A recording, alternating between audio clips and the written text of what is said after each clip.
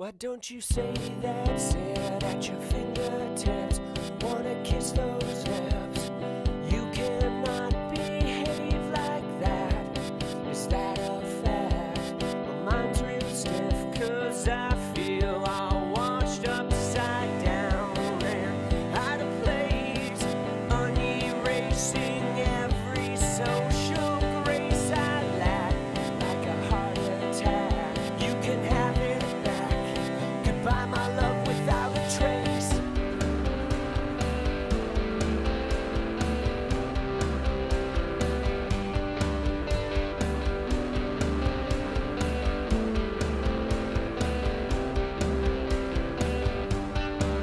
Why don't you lose your grip on playing innocent? Got me turning on me. You never wanna give again. I'm shy when I ask you why. You don't know what to say, so you just say goodbye. Get good at comparisons, and even better at avoiding your friends. I'm so sorry, I'm so delicate. So there you go, goodbye my love is out of breath.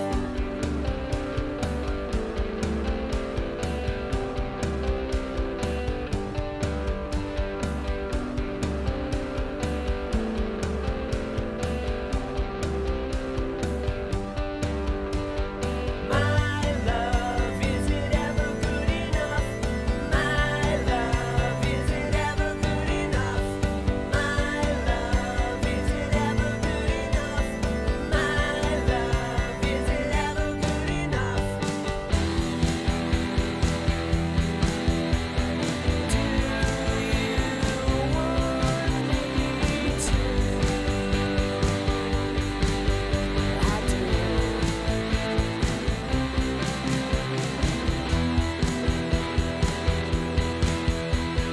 Do you want me to? I do. I do.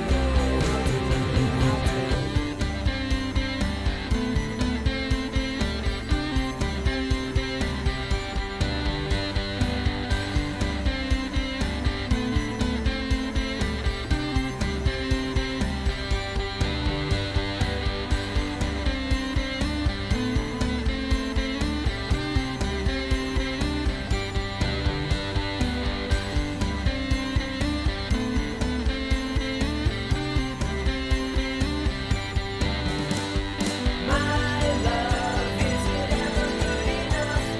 My love, is it ever good enough? My love, is it ever good enough? My love, is it ever good enough? My love, is it ever good enough? My love, is it ever good enough?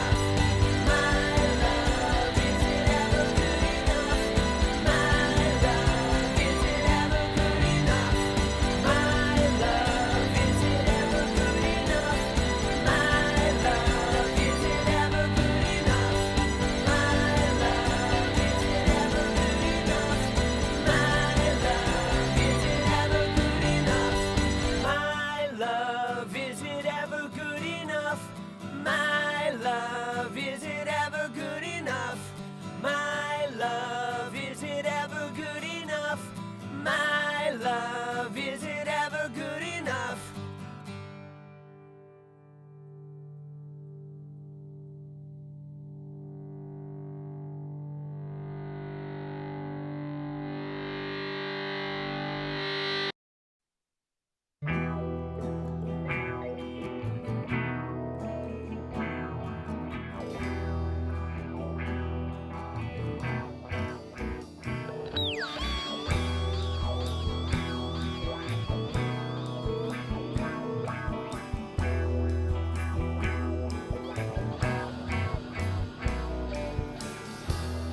Why listen to what I need?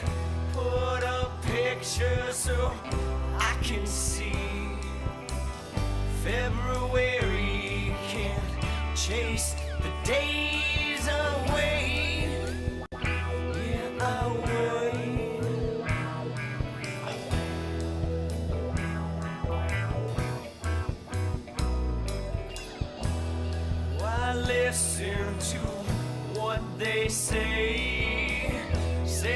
yourself for another day.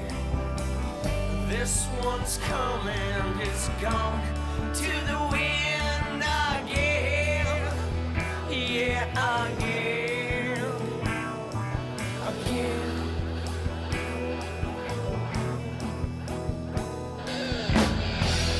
Just listen and make amends. You've been down for as long as you've ever been. This way's up, but you're down again. It's just like you to pull off what you thought you couldn't think today. The lost stranger, the wonder familiar face. Broken hearts made of pieces that shake. I've had one too many of them. So now we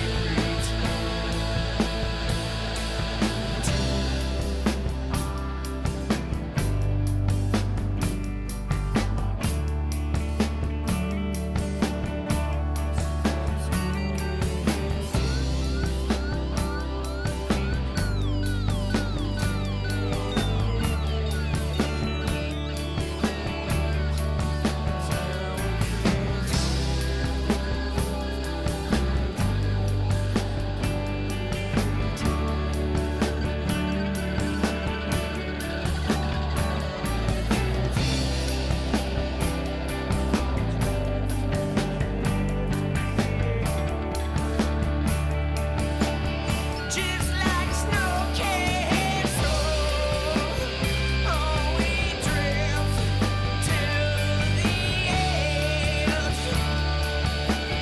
Just like snow castle, oh, we drift to the edge. Just like snow castle, oh, we drift to the edge. Just like snow castle, oh,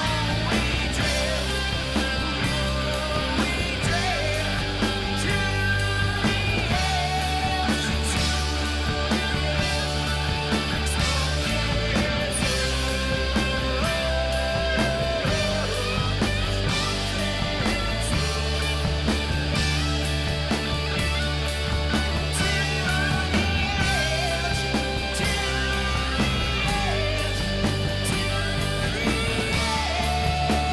the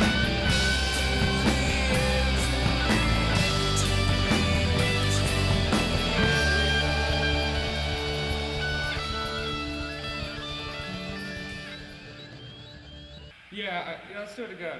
All right.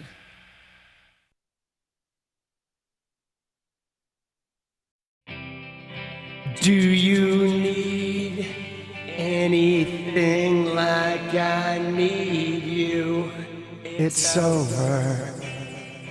Do you need anything like I need?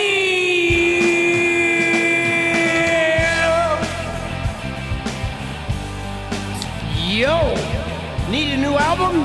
Ah, you're gonna have to figure that out. I'm retired. Yo, yo, yo, yo, yo, yo, yo. I've got no place to be alone, my friend. He cut his wrist instead. There's your answer. You better save yourself or else. Nothing like success. I would rather be in hell than regret. Do you need anything like I need you? It's over.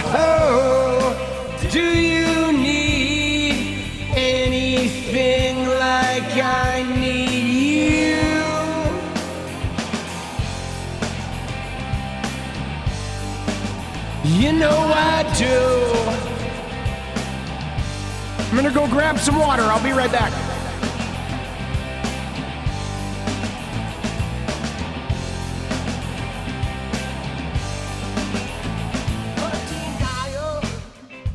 These are not my words. Tell me where am I?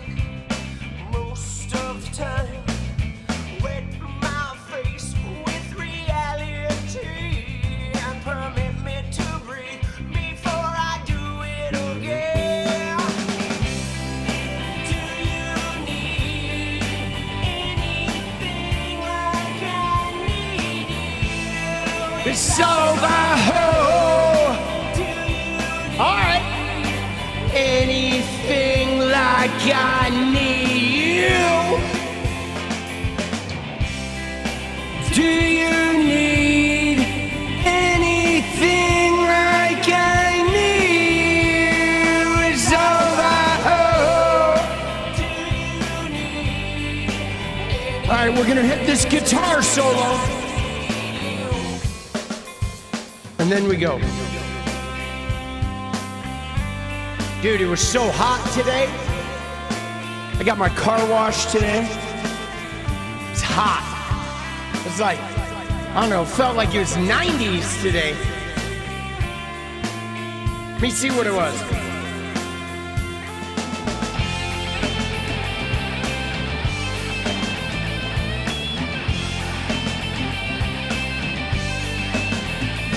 I guess it was only a high of 80, but it felt like a lot hotter. Here we go.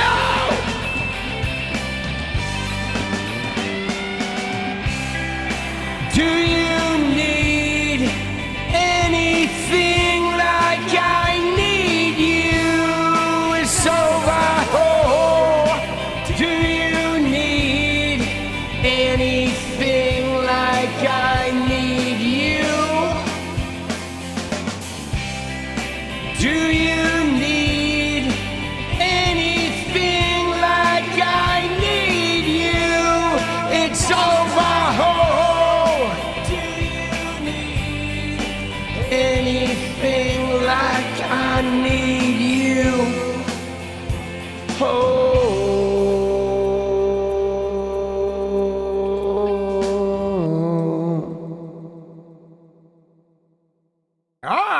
All right. Let's go. Dude, let's go. Dude, tensions. Like, you know what I'm saying? Tensions are rising, boss.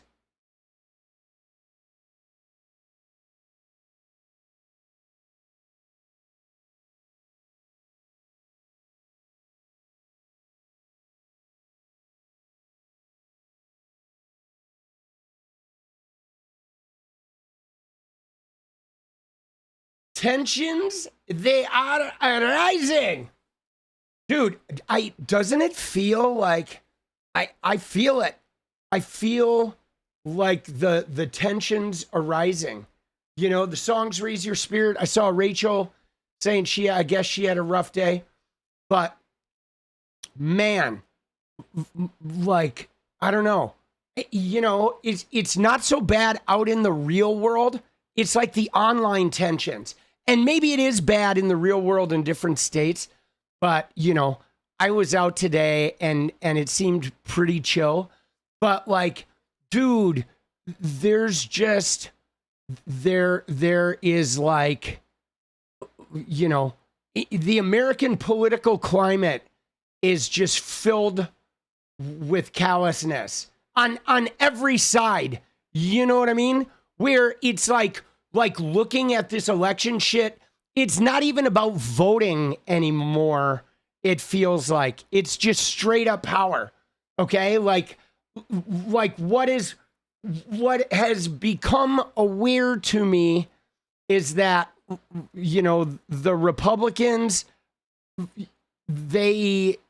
it's going to be interesting to see what their move is after all of this redistricting, right? You know what I mean? Like after the redistricting, because they're just so blatantly like they don't care about your voice voting. voting rights, like, you know, they don't care about any of that. Representation, not even the Constitution.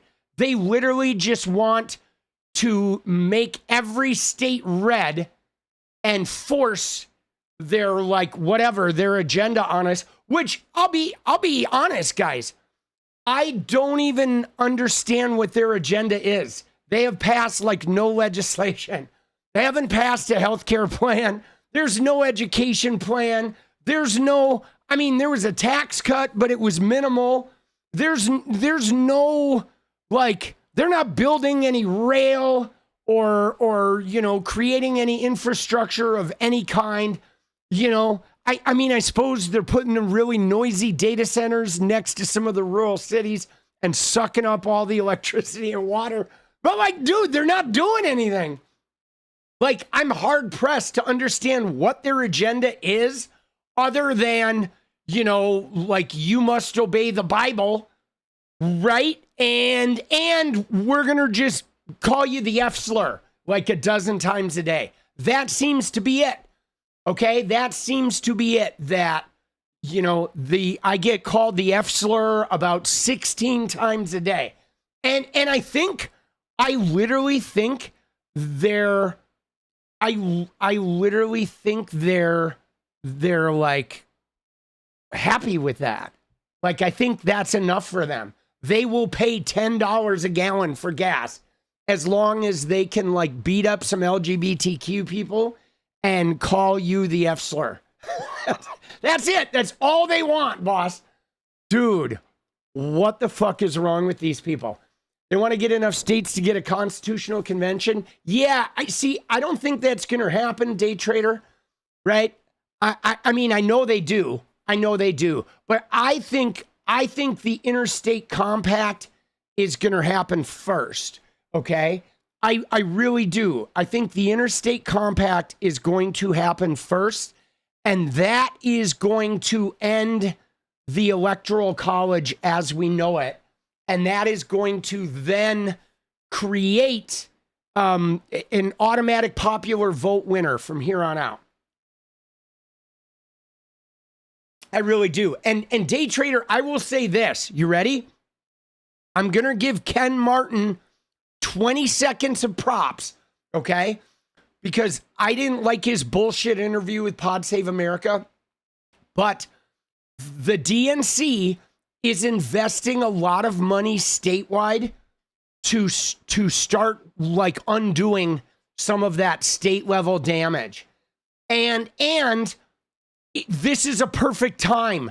These next couple of election cycles are the perfect time because Trump has fucked up the economy so much. Like, already they broke the supermajority in Mississippi.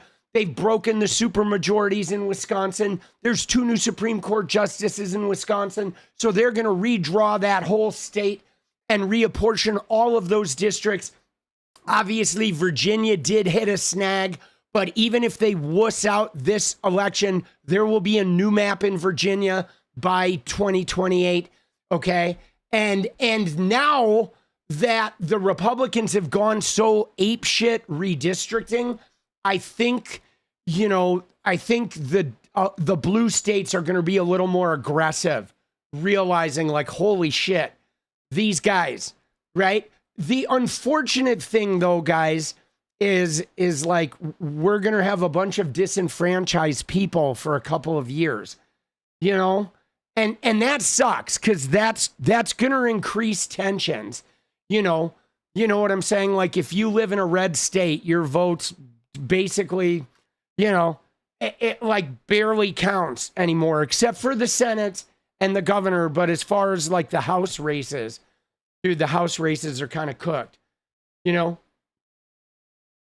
DeSantis is supposed to make a law to make data centers pay for their own, but they don't have to show the public the details for a year. Jesus, right? Yeah, I'm sure that's going to be real beneficial for the people. Dude, why would they even do that? They're going to fuck everybody and they're not going to show them until after the election. By the way, guys, Florida, having some issue here Okay. Just for the record, if you know, look at this shit. This is in Miami. Okay. 0% contained as of yesterday. I don't know how it is now, but like, dude, the Everglades are burning. Okay. Apparently DeSantis forgot to rake, right? Dude, it sucks. Yeah, Cindy, you're not wrong. We do need to ban all the gerrymandering. It's true. No, Florida is burning, which is wild because they talk so much shit about California. Fortunately, this is like, I think pretty far away from the city. So this is going to be a wildlife disaster, but it should be pretty safe from the city. Georgia was too. Georgia's on fire as well. Dude, we have not gotten any wildfires yet. We will get them. We've been getting them with increased frequency here in Oregon. You like that? DeSantis forgot to rake. Dude, yeah, that isn't it wild? Dude, it's like so weird. It's so eerie, You know what I'm saying? Thought the Everglades was swamp. Yeah, I mean, it's swamp and vegetation, but like, dude, everything is dried out, everything is being hit pretty hard by drought and extreme weather. And yes, Marjorie Taylor Greene has, if you haven't seen, dude, Marjorie Taylor Greene, we can look at her Instagram. And in fact, she has fled the United States. There she is. She's starting her next chapter with Brian Glenn. So she went and moved to Costa Rica. Yeah, isn't that wild, guys? She took the money and ran and bolted to Costa Rica. Now, I mean, there's any number of reasons for this, which is I don't know. Obviously, she hit the stock trades and bounced.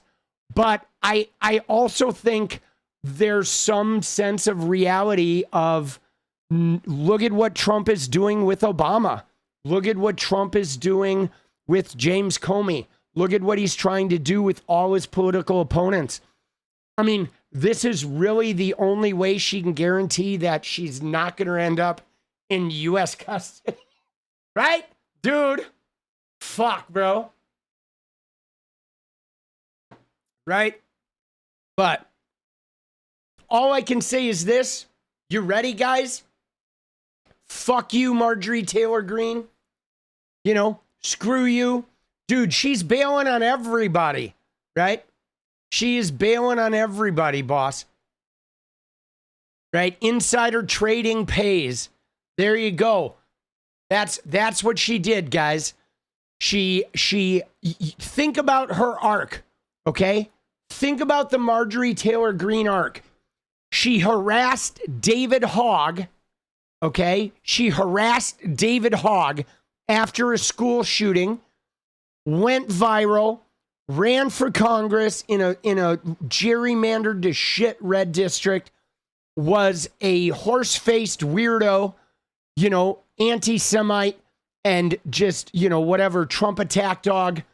Then, meanwhile, she looted with insider trading, stacked her money, married a reporter who also had, a grip of cash. She goes and buys a $5 million home in a foreign country and is like, smell ya. Dude, isn't that fucked up? But whatevs. Right? Whatevs, dude. Hey, man. Here's the thing, though. You ready? You ready, guys? She wakes up every day and she is Marjorie Taylor Greene. Okay? So, I mean, it's all a trade-off. All right? I'm serious. You could not give me a $5 million home and make me be her. Nah, dude. I would take me in a tent next to being her in a $5 million home. Because she's a disaster. she is a fucking disaster, boss. I don't think there's any peace. I don't think there's any peace inside her head, boss. You know, but whatevs. Enjoy the money, right? Enjoy the money. Dude, what if like she gets kidnapped or something by the cartel? Dude, the cartel is going to kidnap her and then nobody will pay the ransom. And then I'll give you $50 for her. Yo. Yeah, is this a cartel? Hey. Yeah, no, I heard you got Marjorie Taylor Greene. All right, I'll give you $40. Right? 2 crisp 20s.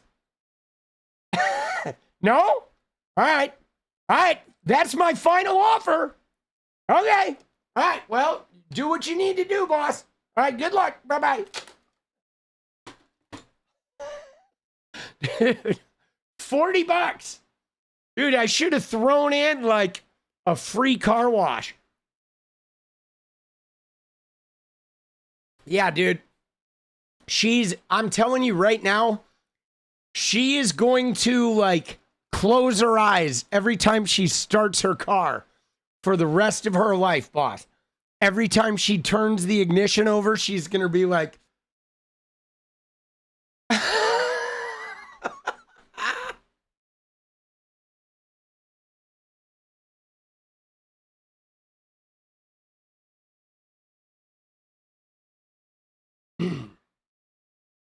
she's going to be, you know, she's going to be stressing.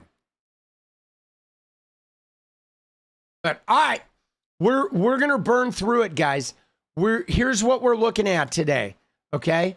We're going to burn through the shit today because I got to get back on 3 videos a day.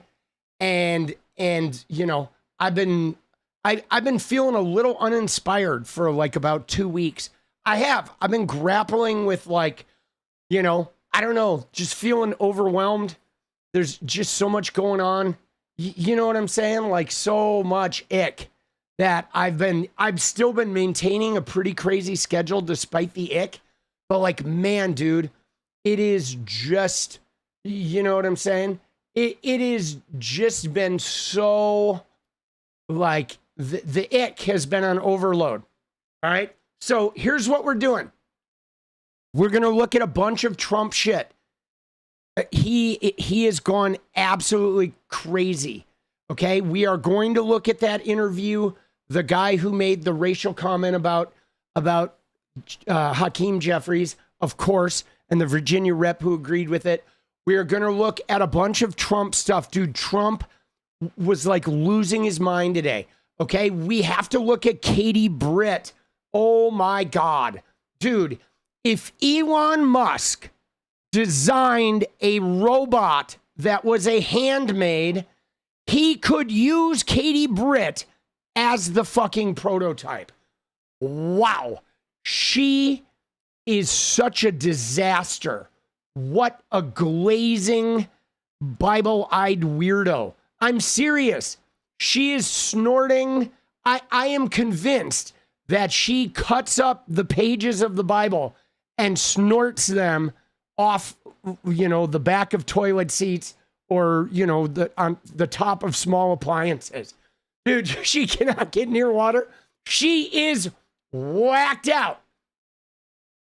She is whacked out. I'm on the verge of 100K. I am. But guys, it's like the growth has gotten really slow. Okay? Where something's gone on, like as we get near 100K, where everything is like slowed down. Where normally a video gets, you know, 5,000 views, you get like 50 new subs, and now you get like 4 new subs. Even though it's like reaching a significant number of like new people. I don't know. Everything is just like slowed down. And it did that with my gaming channel too, where it literally took me like a year to get like 90K. And then it took me like a year to get 10K, right? It was like so weird, right? I dropped out of your algorithm. That's weird. You should put noties on, right? YouTube keeps canceling your membership. Dude, that sucks. I'm sorry about that. All right. So we're going to look at Katie Britt. We're going to look at Trump. and then we're going to look at a couple Anna Kasparian things, okay? We're going to look at a couple of Anna Kasparian items. In particular, their meltdown over the AOC stuff. They are already starting to sabotage 2028. We knew this was going to happen, but man, are they out of the gate running. And I want to look at the one where Anna talks about George Floyd. Dude, the racism is like gone crazy. It will, Christine. I know it will. I know it's hard around 100K. And I think you know, I'm going to try diversifying and seeing, you know, seeing like if I can bring some new shit, maybe some comedy sketches or whatever. Yeah. Oh yeah. YouTube is pretty bad with noties, you know, but dude, she did. Dude, Anna's been going like all over the place. Okay. Let's just dive right in. All right. We're going to just dive right in, guys. I'm going to move pretty quick today because again, like I said, I don't want to we're not going to get too bogged down. Appreciate you guys liking the stream, sharing it, liking it, loving it, doing what you need to do. I'm going to start the dance party goal so we can get that going early. All right. And man, just a lot of tension today, guys. All right. Lot of tension. Just the last week, man. You know what I'm saying? TYT stream had 150 viewers. Oh my God, that's crazy. Right? It's not you. It's YouTube. Drinking more Kool-Aid, Vouch, and others have mentioned shenanigans going on. Oh shit. Unsubscribing people. Yeah. I mean, guys, the monetizing of videos, I have got a pretty good lock on. I have figured out the calculus for monetizing. You got to be real careful when covering Epstein now, but I think I've figured out the monetizing calculus. But I'm glad to hear it's not just me that is having like subscriber shit, but like, dude, shit is getting weird. Okay, but we're grinding. We're not going anywhere. We're building. We're gonna diversify. Pine Box Dance Party LFG. Let's go, Ella. And I am gonna be doing the suits, Christine. I am. The suit is still coming. It's just a little further out. I have to get my fucking evening wear together. Okay. I've been somewhat irresponsible with my wardrobe, and some of my shit ended up in New York City. You know, so we're gonna. It's going to be a minute, but we're going to get the suit. It's coming. It's coming. I wanted to start it up in the spring, but now, of course, I'll probably be starting it when it's 90 degrees in here. It'll be great. I'll be like fucking Jake Paul with the fucking huge pit stand. Dude, let's go. 𝗙cie𝗹𝗹𝗀, let's go. Thank you. Don't wake up Trumpy. Just accept it. Let's go, Sinful. All right.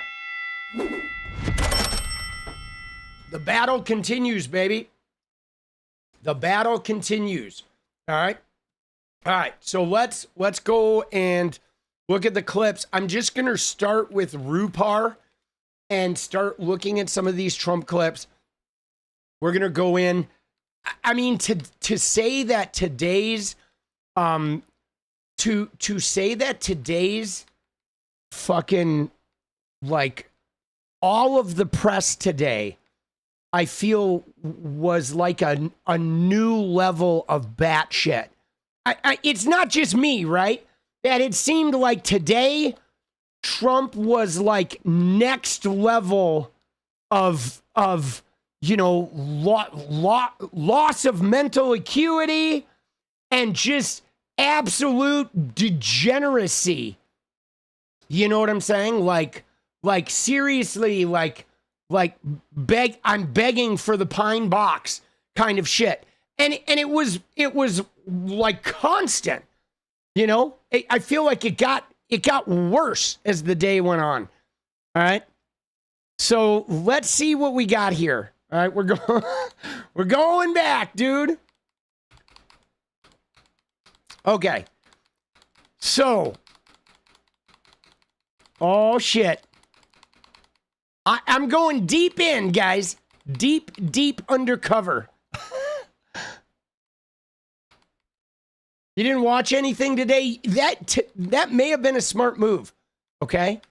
So, all right, let's go in. So, first off, dude, all right, we're just going to dive in. There's a couple fertility things here that you know, we got to talk about because I don't know what's going on with these guys with their weird obsession with fertility, but all right, here we go. We're not properly taken care of. Katie Britt knows that better than anybody. That's right, sir. Who called me and said, I must say I shouldn't admit this, but the first... By the way, can I just point out that this is Katie Britt? He keeps looking over this shoulder, but like Katie's over here, dude. Right? You know what I mean? He's like, oh, yeah, Katie, she's over here. Dude. And she is bat shit, okay? She is bat shit. Here we go. We're not properly taken care of. Katie Britt knows that better than anybody. That's right, sir. Who called me and That's said, right, sir. I must say I shouldn't admit this, but the first time I really heard about the fertility was through Katie. She said, sir, we have to do something. And I'm a quick study, so I learned everything there is to learn in about 3-4 minutes. That's right. And I became the father of fertility. That is true. No, it just made a lot of sense to me. She explained it well. Dude, I learned everything there is to know in about 3 or 4 minutes. And she's like, yeah, that's right, sir. Oh, that's right, sir. Dude, he became the father of fertility. Dude.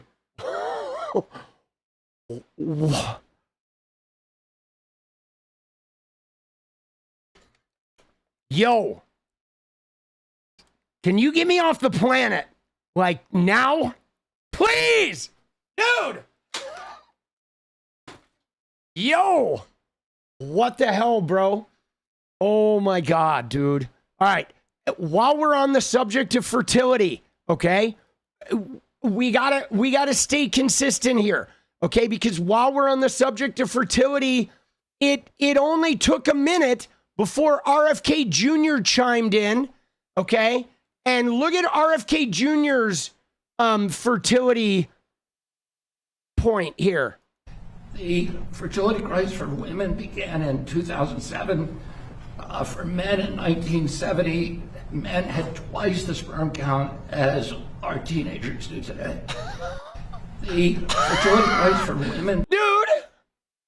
What? Why is RFK Jr. monitoring the sperm count of teenagers?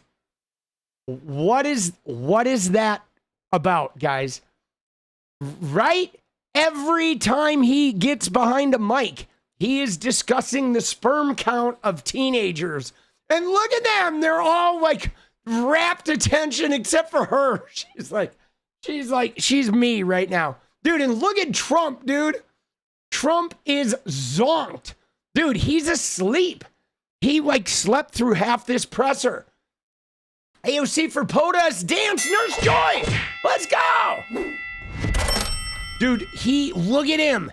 He is just snoozed. His eyes are closed like 75% of this fucking press conference. So RFK Jr. is monitoring the sperm counts of teenage boys, and he also has a wide array of dead bears in his minivan if you want to pick one after the press conference.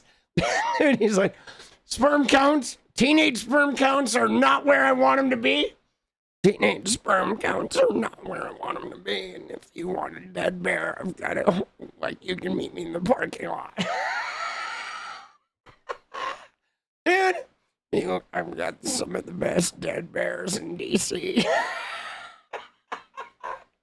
Dude. Oh, shit, bro. All right. So we got the fertility covered, okay? Fertility is, dude, the raccoon penis. Dude, at this point, I just don't know what to think, guys. Between like the raccoon penis and Trump being the king of fertility and RFK Jr. being like, yo, I will be testing. Dude, RFK Jr. and Benny Johnson will be testing all the young men's sperm counts.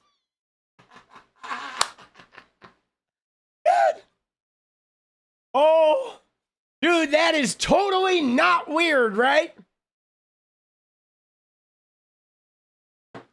Oh, I think we may have found a new career for Benny. Benny, come here, Benny. All right, let's go. All right, so Trump, 900% fucking drug prices, yada, yada, yada, whatever, right? Oh my God, dude, here we go. Let's fucking watch. In recognition of this ambitious agenda to support American mothers, today we're announcing a new website that is online right now. It's moms.gov. Moms.gov. You couldn't have put that in the Trump deal. You had to give me a new one, competition. This guy, he wants to make me work so hard. So explain moms.gov, would you please, Dr. Oz? Well, we're going to have a whole discussion about it, sir, a little bit later.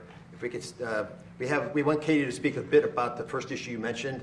But moms.gov is a beautiful site. Folks want to check it right now while we're talking. Yeah, you really should, and it's pretty incredible. Something that Senator Rubio and I tried to do, sir, but you're the one who actually did it, along with. Well, I like TrumpRx.gov. He likes that. No, He likes they're that. I mean, I love moms. I love moms, but I like TrumpRx.gov. Dude, he only I gotta make he only likes moms when he's cheating on them or graping them. sure he gives me competition now. He wants her to work. That's all right. We're only kidding. I have to say we're kidding, otherwise they'll do.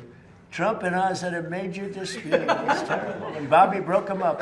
It was a terrible, terrible dispute. Dude, these people are so garish, right? Yeah, he's obsessed about the fucking the name on it. All right, here.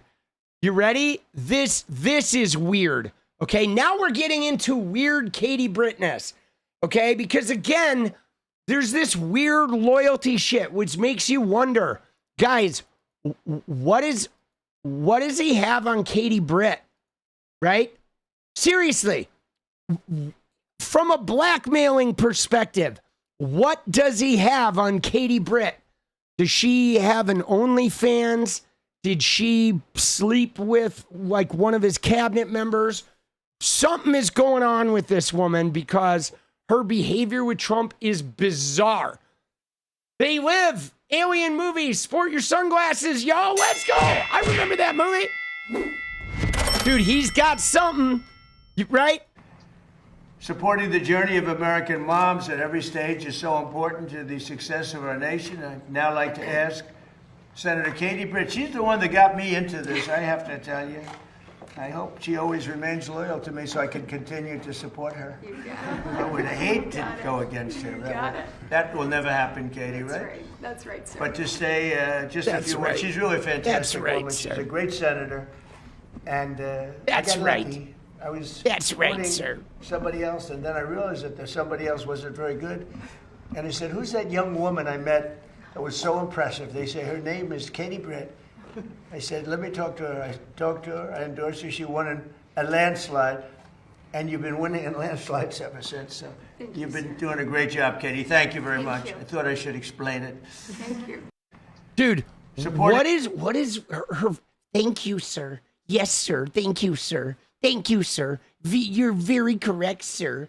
Dude, she reminds me of Marcy from Peanuts. She says, sir, after every sentence. Where are we going to the Oval Office, sir? Can I help you sit down, sir? Oh, come here, Katie. Oh, empty my diaper. Oh, I got you, sir. Come here, sir. How are you today, sir? Hi, sir. Hello, sir. Dude, what a fucking weirdo, bro. What a bizarro world. Okay.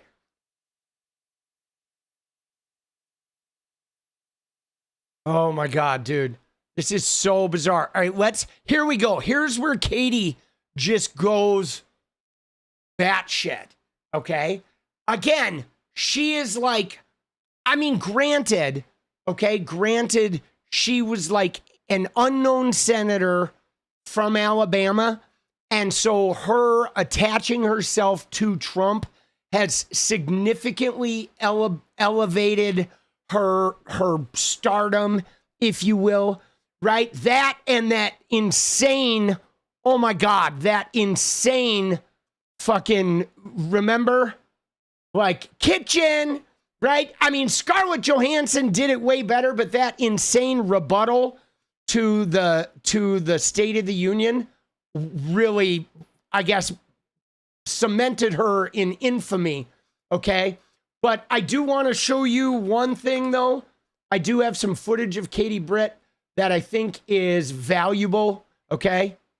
I never could have imagined what my story would entail. To think about what the American dream can do across just one generation, in just one lifetime. Yes. It's truly breathtaking. But right now, the American dream has turned into a nightmare. Dude, isn't that the greatest thing ever? Oh, dude, there it is.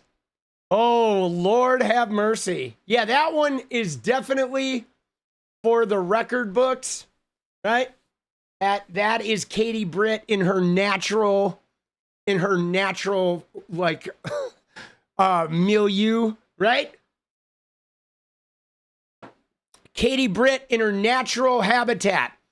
She is like really extreme, you know what I'm saying? Like her, and she does this thing where she's like, oh, it is like the end of the world and doom and gloom and we're not going to survive. And hey, cowboy, hi. Oh, right? Dude, she is a kook. She is a kook. She like vacillates back and forth, right? All right, here we go though. Watch this. Like the way she goes off, and we are going to look at Trump's hair. Something is going on with Trump's hair. Dude, I think the Katie Britt, Erica Kirk, OF could be the play, right? The governmental play. We get them on like JD Vance's favorite couch, and that could be wild. That would be a real moneymaker. Right? That's what I think. Right? I mean, we know Erica likes to swing. All right, here we go. You ready? And you'll speak not too long because I am being waited on by a large group of generals. And that's also important, you know, having to do That it is. Well, sir- having to do with the absolutely lovely country of Iran. That's the way they pronounce it. Well, we will get started then. Okay. Mr. President, thank you for your work. We are here, guys. This is another example of promises made, promises kept. I mean, we look at what President Trump did when we dealt with this issue in Alabama. He stepped up to the plate immediately to make sure that we had nationwide access to IVF, to making sure that we had comprehensive fertility treatment, so that men and women, couples who were longing for their child, could continue to have that hope and also have that reality. Today doubles down on that yet again. I mean, we see the savings that have happened across the country, and I've had more and more people come up to me and tell me a story about what it has saved them. But we also know that there was opportunity for continued growth. President Trump saw that and he acted on it. So now more people are going to have access through their employer, just like they would dental or vision insurance. And there are people right now who this is out of reach because of affordability, and President Trump is bringing that back in. When you look Now, you ready? We should note, okay, for the record, dude, Pine Box Dance Party, let's go! We should note that Trump and company actually canceled IVF, okay? They made IVF illegal, guys. And then there was this fervor about it, and Katie Britt like frantically dialed up and was like, oh, what are you doing? What are you doing? And then they like readjusted their like, they had readjusted their trajectory, but they were eradicating IVF. Okay. And let's be honest, the deeply evangelical people do want to get rid of that. Okay, they have some serious issue about the holding on to eggs because they think eggs are children, right? They think children are trash and eggs are children. They're a little, they're a little all over the map. All right, guys, 22-11, guys. Let's go. Yeah, she does that fundy voice a little bit, right? She has a little bit of that fundy, right? She has a little bit of that fundy sort of like bunker Bible snorting voice. It's very, very weird. Okay.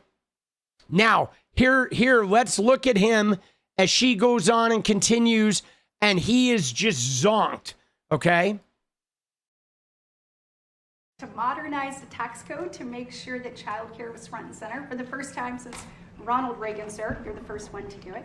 But today, that comprehensive nature of whether you're staying home or you're in a faith-based provider or you have a child care center that you lovingly send your child to during the day as you work to provide for your family. Today, that is easier as a result, and we are proud of what that means for the economy. We know 24% of young families, young families spend about 24% of their annual income on child care. So, Mr. President, thank you for all that you've done creating a comprehensive culture of life. Dude, 24% of their income on child care, bro. Yeah, no, faith-based. Yeah, essentially, if you're pregnant, they're going to get you to some Christian weirdos to make you feel guilty if you don't want to have the baby and force you to have the baby so you can spend 24% of your income on childcare, 50% of your income on rent. So then, you have 24% of your income to starve to death. Like, bro, it's so gnarly. Yeah, he doesn't care at all, dude. He is like so zonked.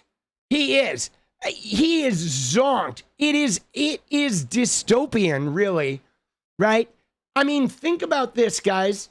Think about what's going on right now, where there's this dystopian reality where you got Trump talking about fertility, the Katie Britt, life, faith-based center, you're going to have a baby, child of God. RFK Jr.'s like, we got to get those teen sperm counts up, right?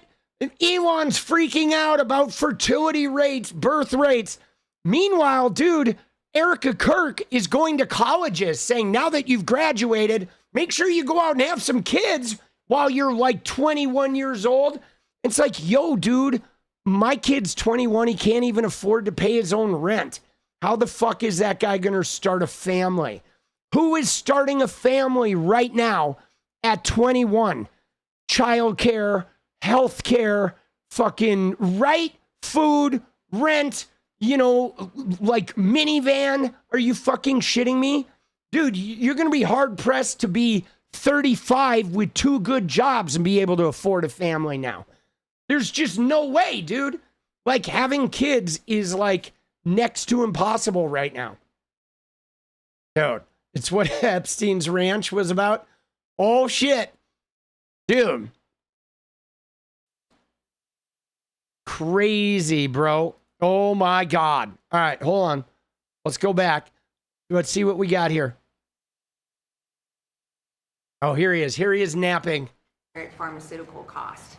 So Trump RX has brought a lot of the prices of medications down. For me personally, Gonal F has been one of the main medicines that people use for egg retrievals, and that I cannot find it anywhere on any other website. Dude, he is zonked. Now, we should note, okay, that the rapid response today, guys, was trying to say that he was blinking.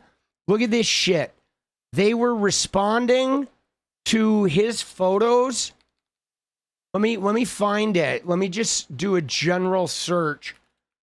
The Republicans were trying to say he's not asleep. They were saying he's blinking. Okay? Oh, here it is. He was blinking, you absolute moron, is what they said. Right? He was blinking. Dude, he was not blinking. Okay. You know, I mean, I know this because, you know, I've been struggling to stay awake because I've only been blinking like 4 hours a night. Okay. Dude, blinking.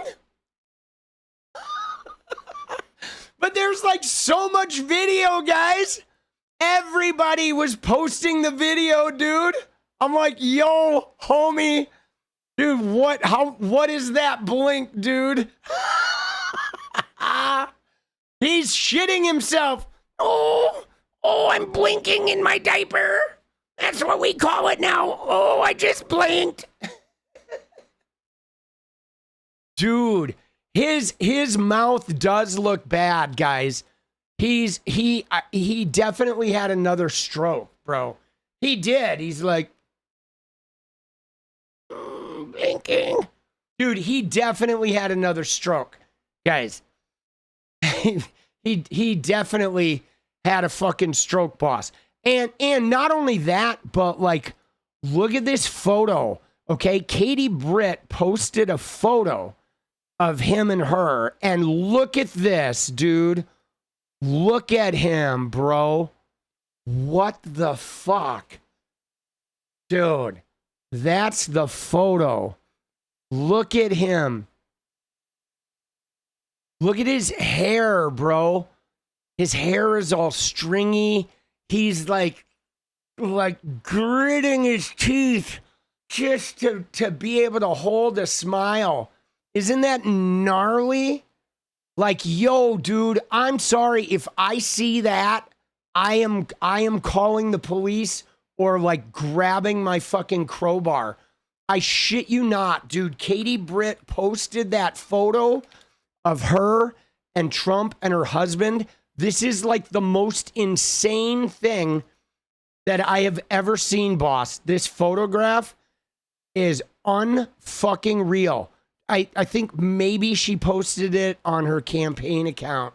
Hold on. She must have posted it on here. Yeah, look at this photo. Dude. Wow. Look at that. We got her all the way in the background. Her like ginormous husband, you know, up here. And look at Trump though. Look at how like, I don't know, dude. He looks emaciated inside his fucking suit and shit, and he's got his hand covered up. They're definitely, it looks like they're using a fisheye, or I don't know about a fisheye. It's like a wide angle. They're definitely using a wide angle lens, right? It's, you know, which is giving it that sort of like distorto, but he's covering his hand. He does not look well. And that's the photo though of him. Like that is this photo. That's him close up right there. Right? It is like, dude, not good, boss. Dude, he does look like a villain, doesn't he? He's like Plastic Man. Oh, we got 3 minutes, guys. Oh shit, dude. All right, we need 22 in 3 minutes. Fuck, boss. I lost count of the fucking thing. Dude, we need an alarm. I need a reminder. Let's go, dance party! 22 bong hits. Dude, let's go. We're gonna have to get active. Man, he is fucked up. Dude, Ella, let's go. Thank you, Ella. Big, beautiful obituary. We're working on it. We are working on it. Dude, the big, beautiful box, right? We're working on the big, beautiful box. Dude, he does not look good. Dude, his lips are like, he does look embalmed. Remember when Erica Kirk filmed herself with Charlie in that Instagram post and you saw Charlie's hands? He is like the same color as Charlie's hands. Like, I really think he's already like partially embalmed. I think they have started to embalm him, you know, to like save time when right? They've started like a pre-embalming. Dude, 1.5 minutes. It is so grody, dude. What a weirdo. All right, we're gonna have to reset it because I don't think we're getting 21 and 1. When we get one more, we'll just restart it with 20. All right, we'll get it going. Dude, he is, yeah. The end is nigh, right? His blood is 25% formaldehyde. Yeah, dude, that is rough. Rough. But apparently though, the press is not very concerned about his dementia, right? Yeah, the tie's pretty good. Whoever dressed him picked out a good tie. The tie is definitely pretty good, but other than that, dude, this guy is ready for a box, dude. Cardboard box.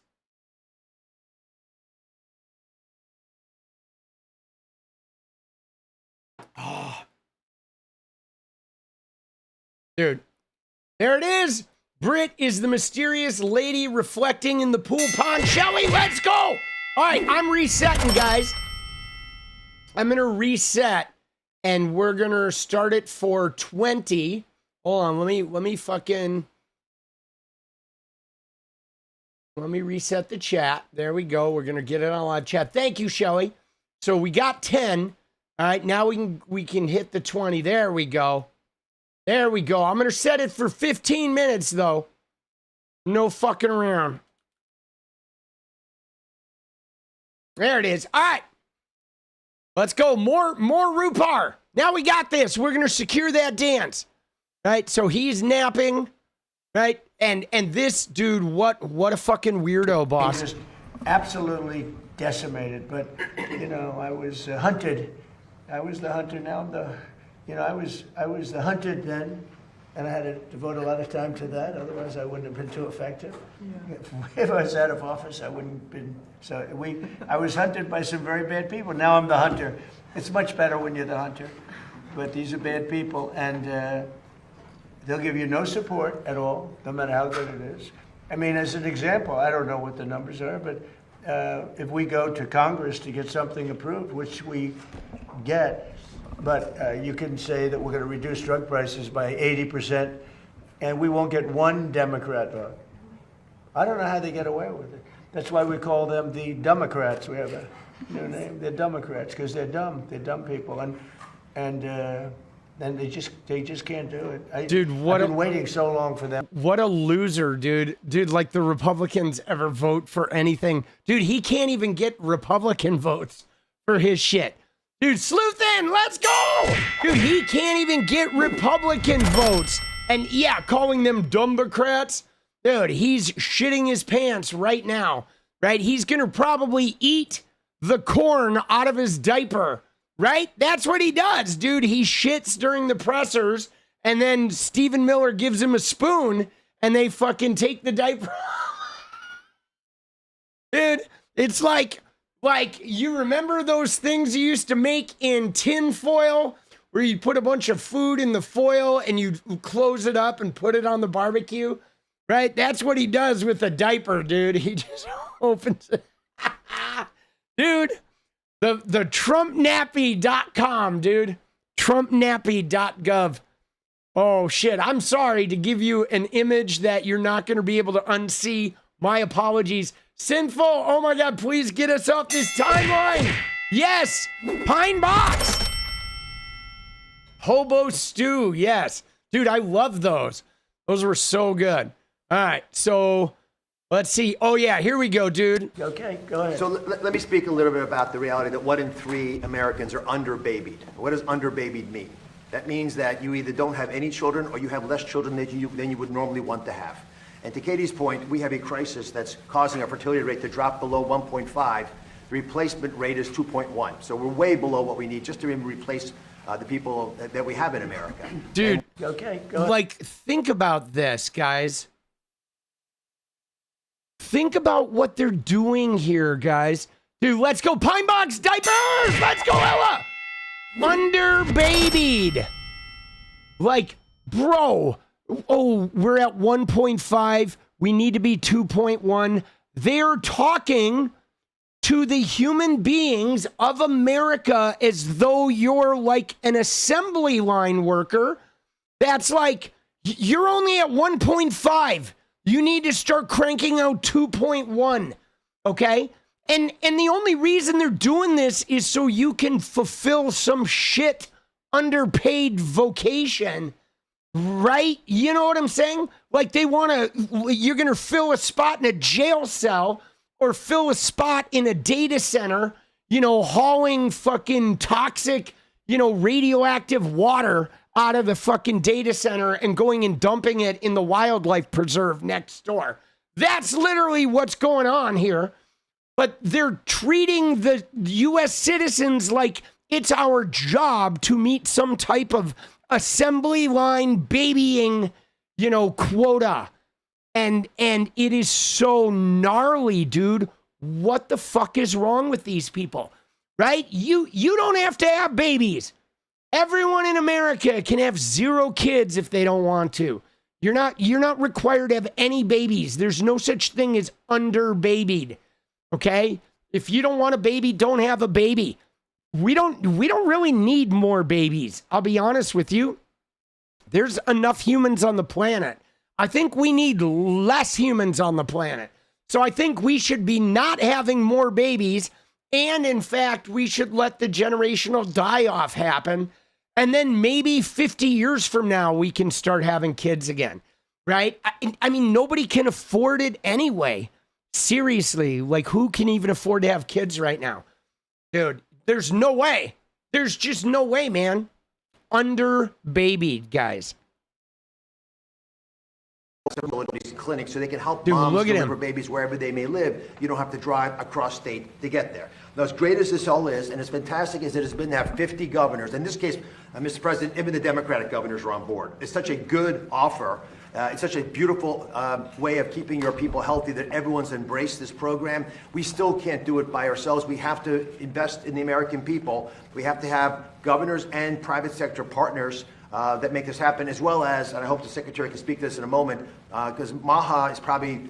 Maher, bro. All right. Of course, for Trump RX, we have, as Dr. Oz pointed out, a fertility crisis in this country right now. We just found out that we've dropped out of 1.57%. The replacement rate is 2.1. 100 years ago, we were at 3.27, so more than double. The replacement rate, guys. Hey, guys, isn't it great that they're talking about human beings as a replacement rate? Don't you feel like a valuable member of society when you're part of the replacement rate? And dude, Trump is crashed. Bro, that is so wild, dude. And I don't know how people stand for this. Like, who stands for this? Dude, Victor! They need their little Christian Crusader baby army. Let's go, Harshman! Dude, this shit is crazy! Dude, fucking unreal, boss. Unfucking real. All right, guys. 17-8. Dude, we're gonna queue up the next clip. All right, we got the sperm count. We got the fucking Trump doing his REM sleep. During the earliest years of their children's lives. Second, we are cutting unnecessary red tape that forced providers to close, limited access to care, and made it harder for working families to find the support they needed. We're moving away from one-size-fits-all federal mandates and instead empowering parents to meet their child's unique needs. And then third, we're strengthening accountability during the earliest years. Dude, he's crashed. Zonked.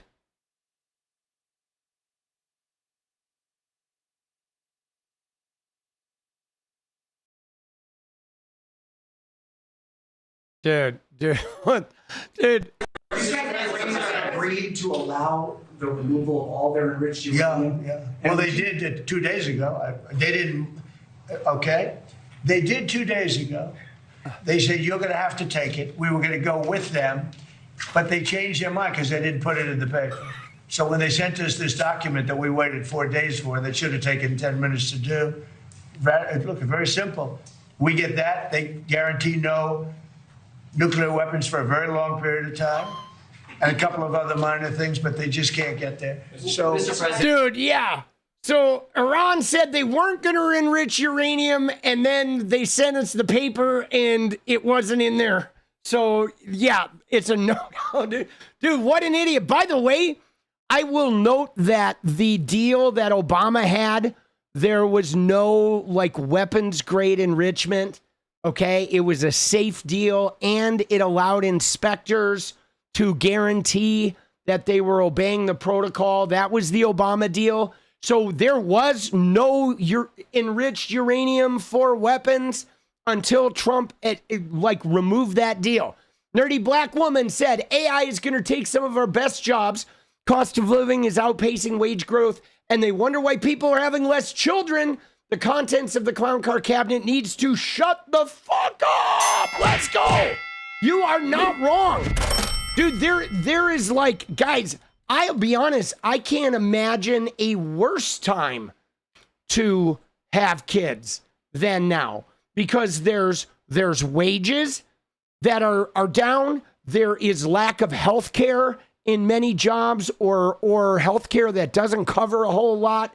Okay. The inflation is crazy. The prices of everything are crazy. Childcare is like insane, dude. Right? And not only that, but like the school boards and shit. Like, you put your kid in a school and there's going to be like a gang of like moms for liberty that are going to try to like, you know, I don't know, like cram a Bible up your kid's ass. It's like everywhere you turn, there's nothing but a battle. You know, there's literally like nothing but a battle. And everywhere you turn, dude. It's like the worst climate to have kids. It's terrible. And I mean, if you have a trans kid, right? If your kid ends up being trans, Trump will be the president of the United States, will be belittling your kid from the podium of the White House. I mean, think about that. Think about if you have a trans kid and the president is literally like shitting on your kid from the Oval Office. What are we even doing, man? Like, how is that a reality? You know what I'm saying? Like, even if he didn't like trans people having rights, you have to stand at a podium as the president and belittle, like, 1% of the population? You know what I mean? Like, what the fuck, bro? Dude, that shit is outrageous. All right. Yeah, no, I do want to look at that other one, Natalie. Okay, that other one was truly bizarre. Yeah, we're gonna skip ahead to the second like presser. Dude, he does not look good, dude. That mouth thing. Dude, MJ, let's go! All right, guys, 3 minutes. We are 15-3. Oh shit, we gotta get it together, guys. I'm not missing it this time. All right, 3 minutes. We can do it. Dude, we're gonna secure the dance party to Trump's rotten face. Yeah, no, he definitely had another stroke. There's no doubt in my mind the umpire strokes back. Isn't that picture crazy? Yeah, he is not well, man. This is what happens when you eat Big Macs, snort Adderall, and have like a stroke every 17 days. You know? It is brutal. All right. Let's go. 2.5 minutes, guys. We're in crunch time. Let's go. There it is. 14 away. Let's go. Thank you, MJ. Dude, 14 away, guys. We got this. Okay, we got this. We're going to secure the dance party so we can dance on the pine box. He's depraved. He is. Trump is like depraved. He is like I don't know how he's still alive, guys. Stroke and stroke and stroke and stroke. 2 minutes. Dun, dun, dun, dun, dun, dun. Oh. Dude, you have to pay huge insurance premiums. I'm sorry, Jen, that sucks. Yeah, $1,400 a month is insane. 1:45, guys. Crunch time. Steph, let's go. Thank you. Oh, shit. 13 away, guys. 1 minute and a half. Here we go. Here we go. Dude, Trump, the Pine Box is calling. Pine Box. Pine Box.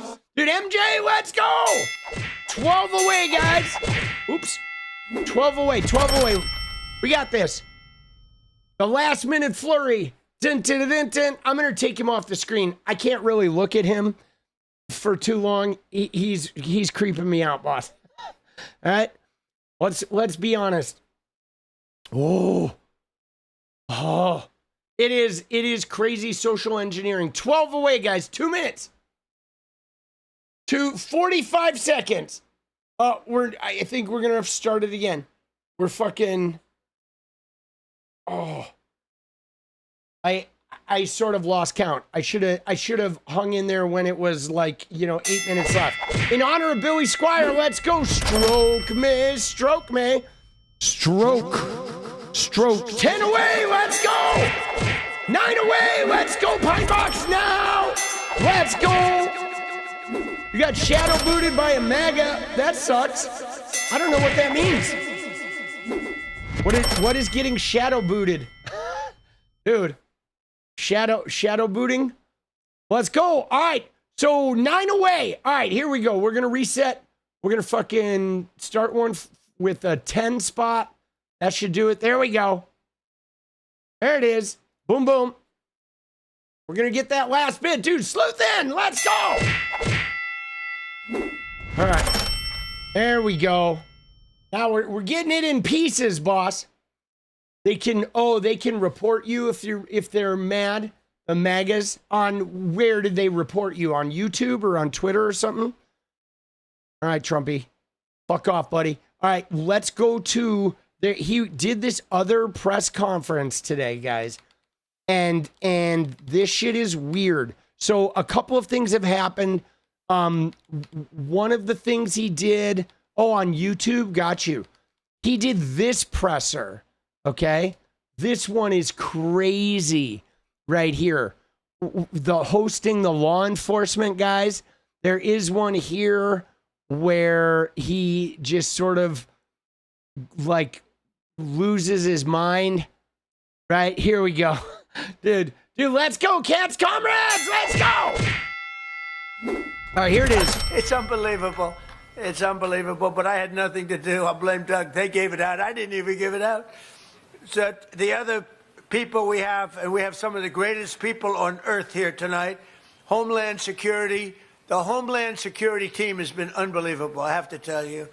And I came up with an idea that I thought was brilliant. I think all my ideas are brilliant, actually. But this one I knew I was brilliant. Then I got a call from Tom Homan. He wasn't thrilled. Where's Tom? Is he here? I love Tom Homan. Said, I'm the greatest president in history. I said, Tom, you can't do better than that? Thank you, Tom. So I get a call from Tom Homan. He didn't like it, but everyone else liked it. I wanted to change the name of ICE, which is a tough name, to NICE, so that when the fake news reports, they said, it was a nice day with NICE. We spent a beautiful day with NICE. I said, you will screw them. By the way, that was not his idea. That was somebody's idea online who tagged him on Twitter. Okay. Nice. I mean, Nazi immigration and customs enforcement. I could see it, right? But somebody posted that shit on Twitter and now he's saying it was his idea. Dude, he is such a, what?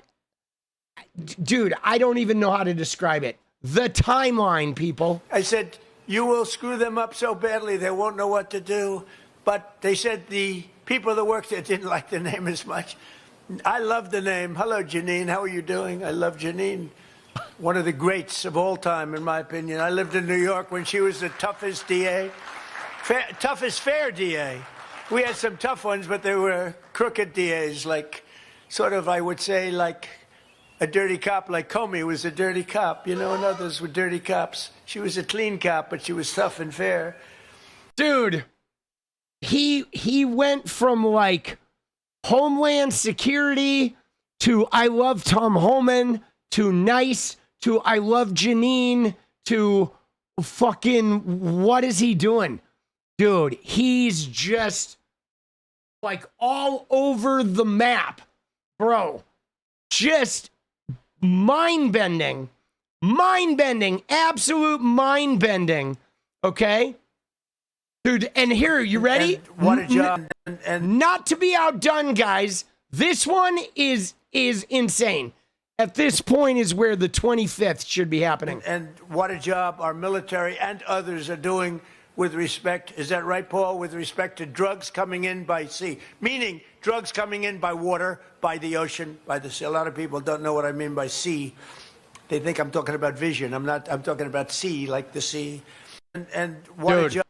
When he says drugs by sea, a lot of people think he's talking about vision. Huh. Yeah. Dude, I don't think there's anyone who thinks he's talking about vision. He does. He is definitely snorting some Adderall.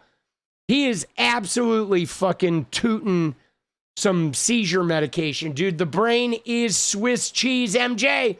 Let's go, guys. All right, 9 away. 9 and 10. We got this. Dude, he is bat shit. Okay? He is bat Schmidt, bro. Talking about vision. Okay?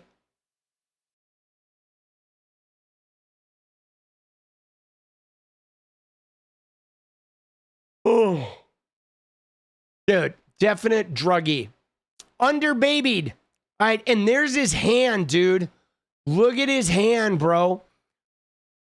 That's his hand at the law enforcement one. Like, that whole thing is covered, bro. Dude.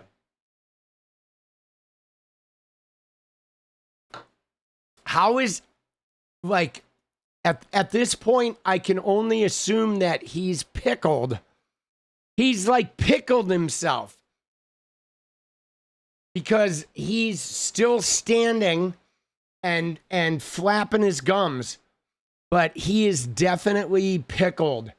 He's partially embalmed. Dude, he does not look good, boss. The T virus, he's got some TDS, dude. Yeah, this one was an oldie but goodie, right? Which was wild because look at this. This is from April 13th of 2024, 2 years ago. And remember when they said Trump would get us into a full-blown war with Iran? Times like these should make us all realize how lucky we were to have Trump, his strength and his resolve. But like, dude, who refers to their dad in the third person like that? Like, I can't imagine referring to my dad like that. How lucky we were to have Trump, right? Can you imagine? Dude, it's just so weird. This whole family, this whole, like, this whole experience is so weird. Right?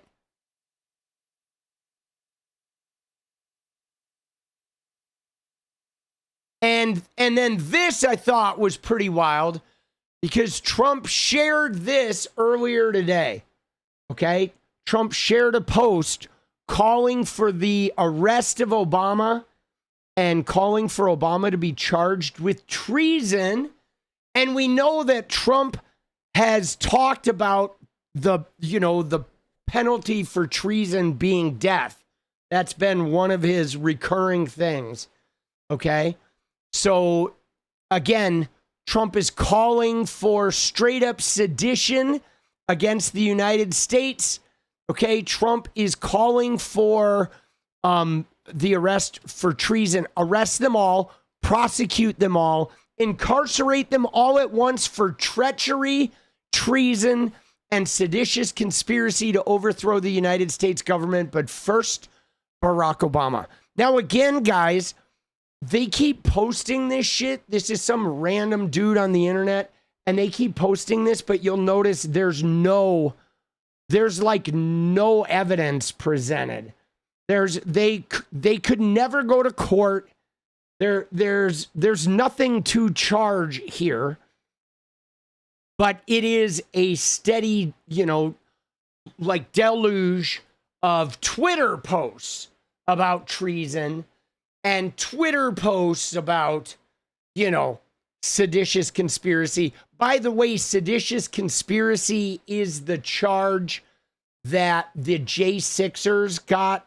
Okay, Joe Biggs and some of those other Proud Boy J6ers did get seditious conspiracy charges. Just in case you're wondering why, that phrase is in there. It is basically, he wants to charge Obama with everything that the J6ers got charged. He wants to charge everybody with the same shit he got charged with. Dude.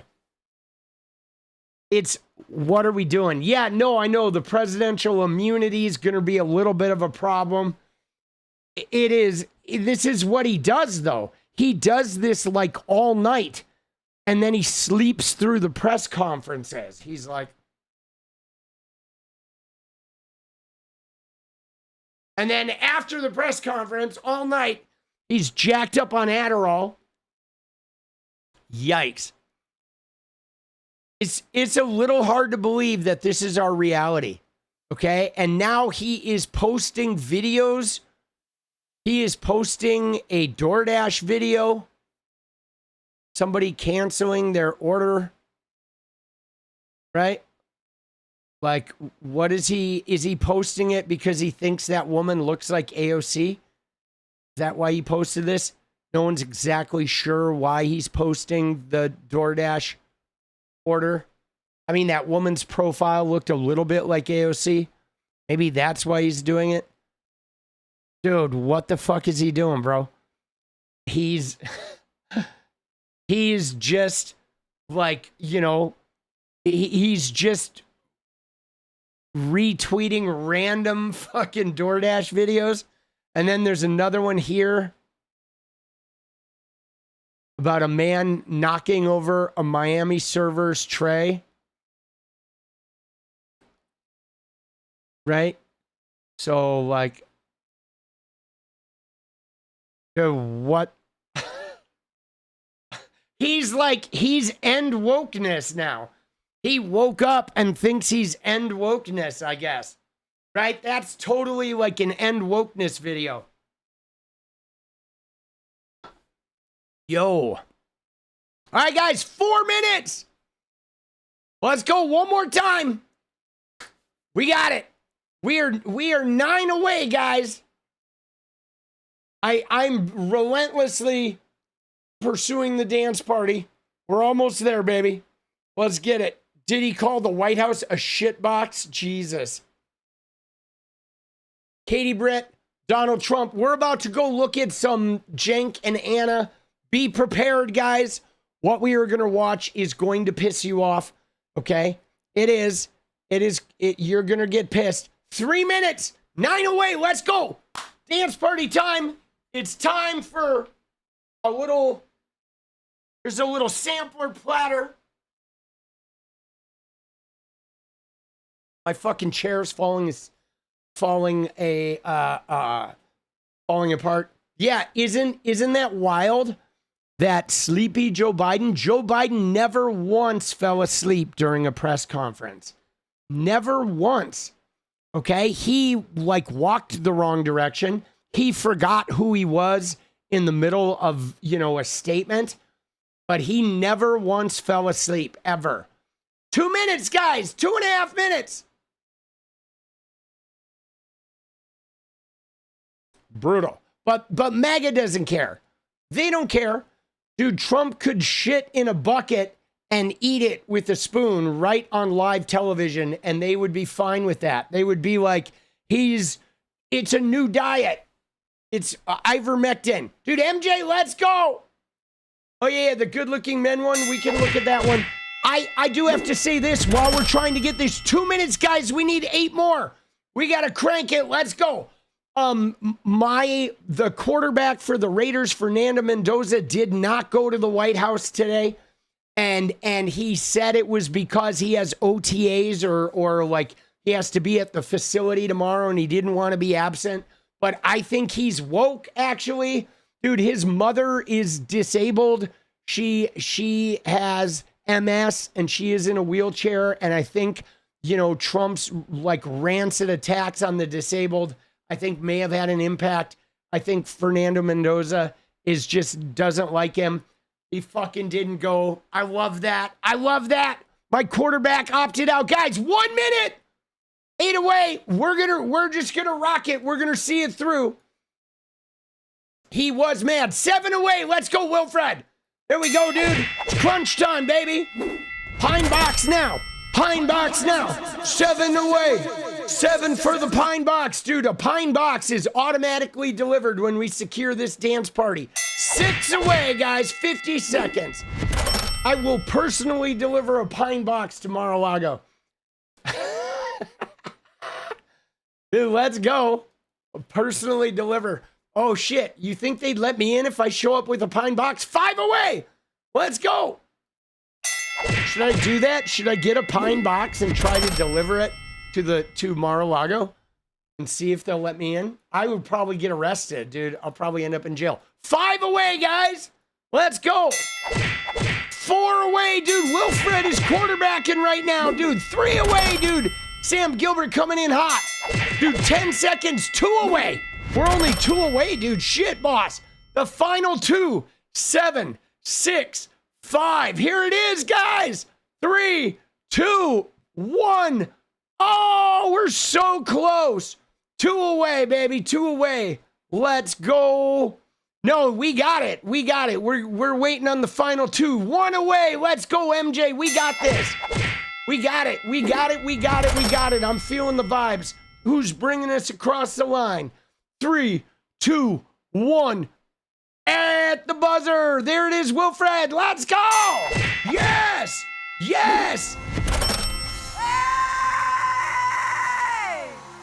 Sakatara. Dude, Paul is like, if you don't have a dance party, I'm not going to have anybody to sakatada. So, right, Paula White, she's got a sakatada. Sakatada. All right. Moving. Dude, yeah, let's look at him obsessing. All right, we'll look at a couple of 2 quick clips of Trumpy. Dude, Wilfred, let's go. 2 quick clips of Trumpy with the Indiana boys. All right. Do you have the other one too, Natalie? Here's him, Fernando Mendoza. He's upset. All right, here we go. Skill. They're skilled people. This season was also historic because starting quarterback Fernando Mendoza. Now, the reason he's not here, he was so nice he called, because he has actually, JD's a big fan of ours. You wouldn't believe it because he didn't show up. I'm not happy, but that's okay. The reason he didn't, because he's at spring training, right? Correct. And I actually said, you really let him, he's got to win. And I think he's going to win pretty early, Coach, right? You think pretty good? Well, time will tell. He's going to be a good one? Time will tell. A lot of people said they're going to win, but I think he will. No, he's been great. And he's at spring training, like his first day or something. I said, you better go there. But he became Indiana's first. Otherwise, if I didn't do that, I believe me, I wouldn't have even talked about him. I would have not, if he was not here for other reasons, like he didn't like Trump or he didn't want to come, I wouldn't have even mention him. I'd go through the whole, I'd talk about how great, I wouldn't even mention the quarterback's name. But he's a great guy, actually. He didn't like Trump. He refers to himself in the third person like an asshole. Dude, I hate to break it to you, Trumpy. Dude, Fernando Mendoza hates your ass, boss. He's not there because you're a smelly, diaper-filling grapist, okay? And he knows it, who makes fun of the disabled and acts like a rapey prick. Actually, and he is actually a big fan. fan of what we're doing for our country. Yeah, he's not a fan of what you're doing at all, Trumpy. He thinks you're a fucking piece of shit, boss. Right? And he's right. Let's go. All right, here we go. Here we go. Trump obsessing about good-looking men. I said, how good is he, coach? He said he can play. Let me see. He's a good-looking guy. I don't like good-looking people. I don't like good-looking men at all, believe me. But he recorded 2 of his... Dude, what an idiot, bro. Dude, what an idiot. Dude, he is just such a hoser, bro. What a fucking hose, dude. Absolute hose. All right, clown car.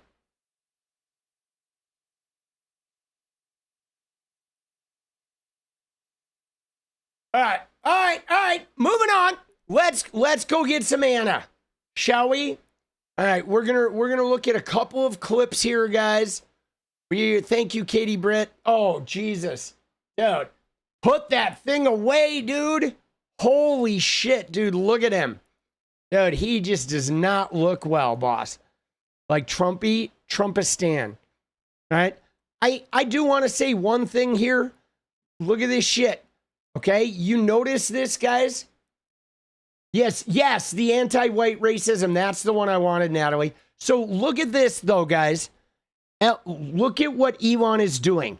Now, I don't know if you guys go onto your For You page, but, like, dude, mine is inundated with Spencer Pratt.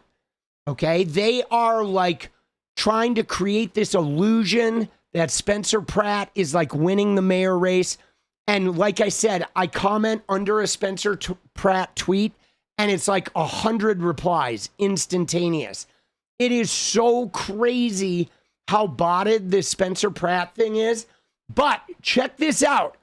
So they keep posting this headline saying LA mayoral debate canceled after Bass and Rahman withdraw.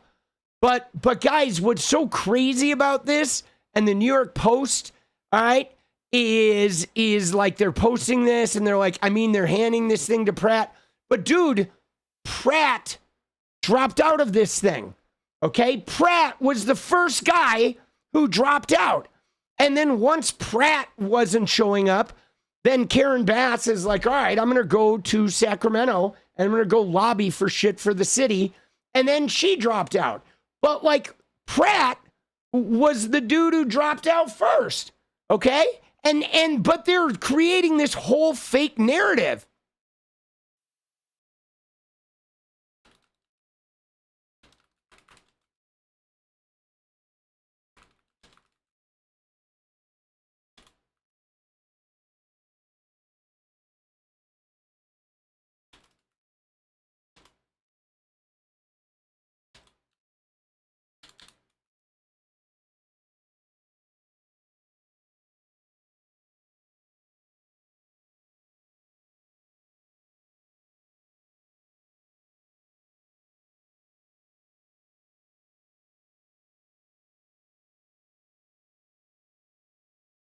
Dude. Yeah, it's wild though. Dude, they're fucking going ape shit. This is the most AstroTurf thing I've ever seen, boss. I do want this woman though to like, I want this woman to grind because Pratt like got a little bit ahead of her. But if Bass and her are the top two, then Pratt's done. But I'm afraid he's gonna get in the second place. And then he's still not going to win, but we're going to have like 6 months of just inundated with his nonsense. Dude, the guy is such an idiot too. Okay? If you look at this Spencer Pratt character, like look at the shit he says here, dude. You start putting handcuffs on people, watch how many people leave. 100%. This idea that everyone, if you let everyone do drugs and do whatever they want and let the criminals make the outside asylum and with no guards, if you let them do that, they're going to do that. But if you, so when I'm mayor, my plan is first 3 weeks, signs up across the city, No more nakedness. No more drug use. No more robbing. No more burning dogs in the street. No more dog abuse. Very on every sign, on every bird. So that, and we're going to go around. We're going to warn signs that say no more robbing. Dude, like nudity, boss. The word you're looking for, Spencer Pratt, you brain dead reality TV dunce. The word is nudity, not nakedness. No more nakedness. No more robbing. Dude, what a fucking dunce. Will the sign be in multiple languages? Can we get a sign in Klingon, please, Mr. Pratt? warn everybody, hey, you got 3 more weeks of this. Like, clock's ticking. Just keep telling everyone. Just so the people that are aware, they're like, oh, wow, there's a new mayor in town. Oh, they wow. may start leaving. And then when the 3 weeks, or maybe we'll even do 2 weeks, maybe people will want it faster. And then once we start enforcing the laws, boom, streets will be back.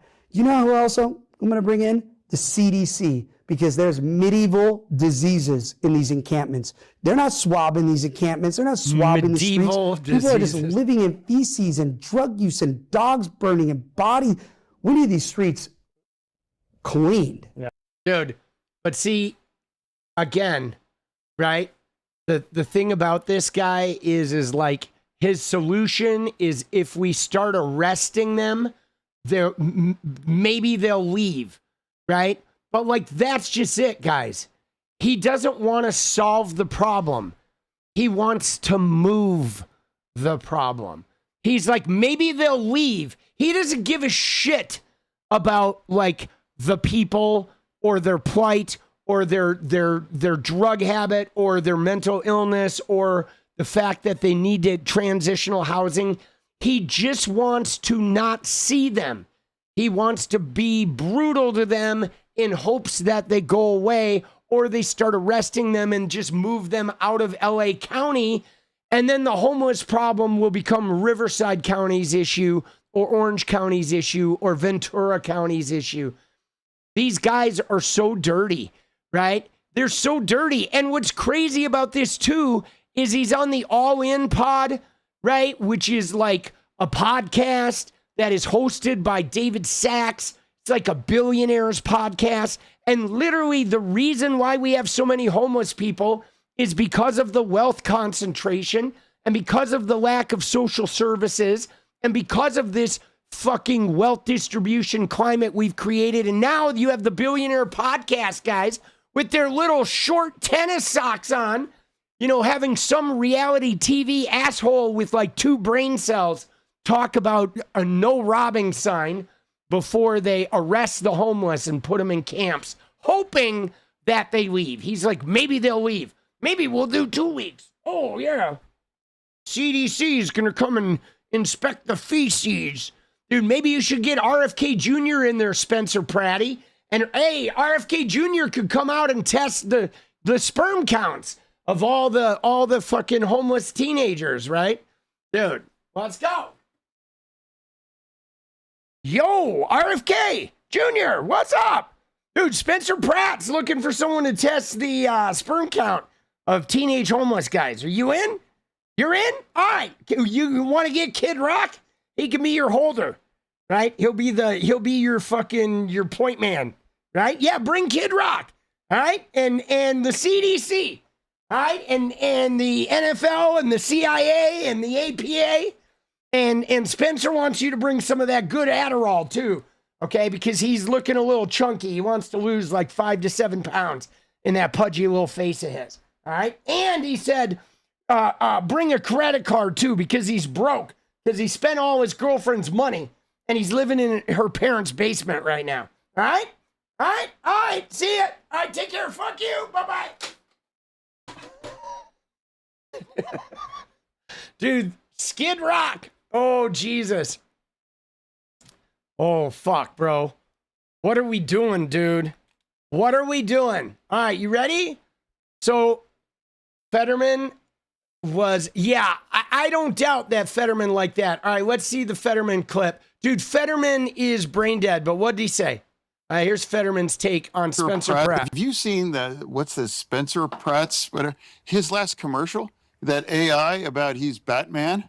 You have to see it because he has this AI commercial as Batman, and it put Mayor Bass as the Joker, and they put Newsom as like Louis the 14th, eating cake. And I'm telling you now, like Yeah, surely, you ready? Surely, because somebody created an AI video for him, Pratt must be qualified to be mayor, right? Right? If somebody creates an AI video of you being Batman, that must mean you're going to be qualified to be mayor. Right? Yeah, this seems like a litmus test there. That is probably how we got your ogre-looking ass in the Senate there, right? Uncle fucknuts over here, dude. Whatever happens in this election, any other election, I guarantee they are, it put him dressed like French, eating cake, and you should check it out because I will. Yeah, dude, it's a terrible video, guys. It is a stupid, shitty AI video. And you know what the worst thing about it is, guys? Is literally the crazy thing is that's like Donald Trump's friends. Okay, if you go to Mar-a-Lago, everybody at Mar-a-Lago with their like Botox faces and shit all stretched back in their weird gowns, filling their face with fucking gold china and shit. That's literally what they do at Mar-a-Lago. So if you see the Batman video, it looks like it looks like Mar-a-Lago with really bad AI renditions. Here, let me find it. Let me play it for you. Okay, the total Epstein class. But it's so cheesy. Okay, here it is. All right, here it is.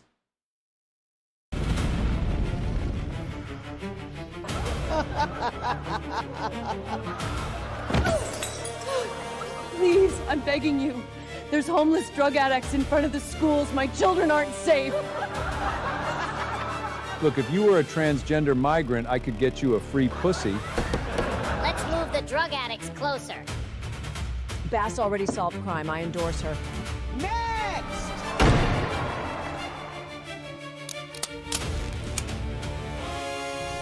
It's not good.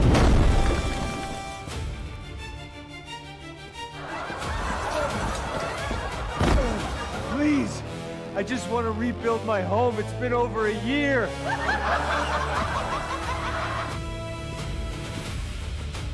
Mom, look. Dude.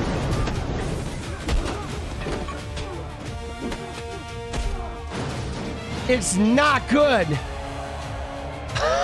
This is a machine. If we want to burn this town to the ground, pull through that! I feel so close. You can do it, Spencer!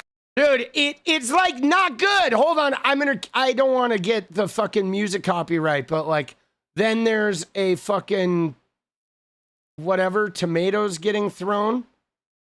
Right? They have DSA shirts. Right? The whatever. Dude. That is like the worst. That is like the worst commercial. It is like so not good. It's like so bad, dude. Who is this for? Right? I don't know. Honestly, like Joe Rogan is in there. It's like a MAGA jerk off fest. But I mean, who on earth looks at this? I mean, this guy doesn't even look like Spencer Pratt. Dude, that looks like Greg Kinnear having a bad face day, okay? This is like Greg Kinnear, right? If Greg Kinnear had a bad face day. There you go. Dude, it doesn't even look like Spencer Pratt. Who the fuck is this guy, dude? Right? The Rogan looks somewhat lifelike, but like, right? Isn't that wild? Now, the other funny thing about this, though, guys, is when this guy's like, I just want to rebuild my house, you realize that Trump withheld all of the disaster aid, okay? So Trump has made it, like, incredibly hard for anyone to get anything done there, right? Isn't it wild? You know, it is fucking crazy, boss. It's just not good. But this is the video that Fetterman thinks is so good. Here, you know, like it put him dressed like French, you know, eating cake, and you know, you should check it out. Because, I will. Yeah, and this obviously this is all from AI, but so he made it with AI, but ran it as a real campaign ad. I mean, he's not legit. He's not denouncing it. Well, consider the other side. The Democratic sides, their commercials are literally "fuck Trump." Right. Yeah. Like I know. it just keeps cutting. You know, different people saying "fuck Trump," and I'm like, oh yeah, you're gonna love that in a purple state. Try to win a national argument, and by announcing, you know, the Fetterman, try to win. You try to win, Fetterman. All right, that's what we're all waiting for, there, buddy. You big dumb ogre. Let's see you try to win next election cycle, there, boss. Fetterman. Oh yeah. Where are you gonna run, boss? Where are you gonna go? Are you gonna go to fucking Marjorie Taylor Greene's district, convert to a Republican, and do a little public fellatio of Donald's fucking mushroom tip? Party's leader and your voters, you know, like, well, that's your platform. Yeah, it's first of all, he can't be president again. That doesn't mean he won't try. But even for people who didn't vote for him, that doesn't appeal to me. Dude, Bill Maher is such a fucking weasel, dude. He even looks like a weasel. Look at him. He looks like a weasel, dude. Look at him, dude. You know what I just realized? Dude, Bill Maher is like 𝗙𝗎𝗪𝗪𝗏. He is, dude.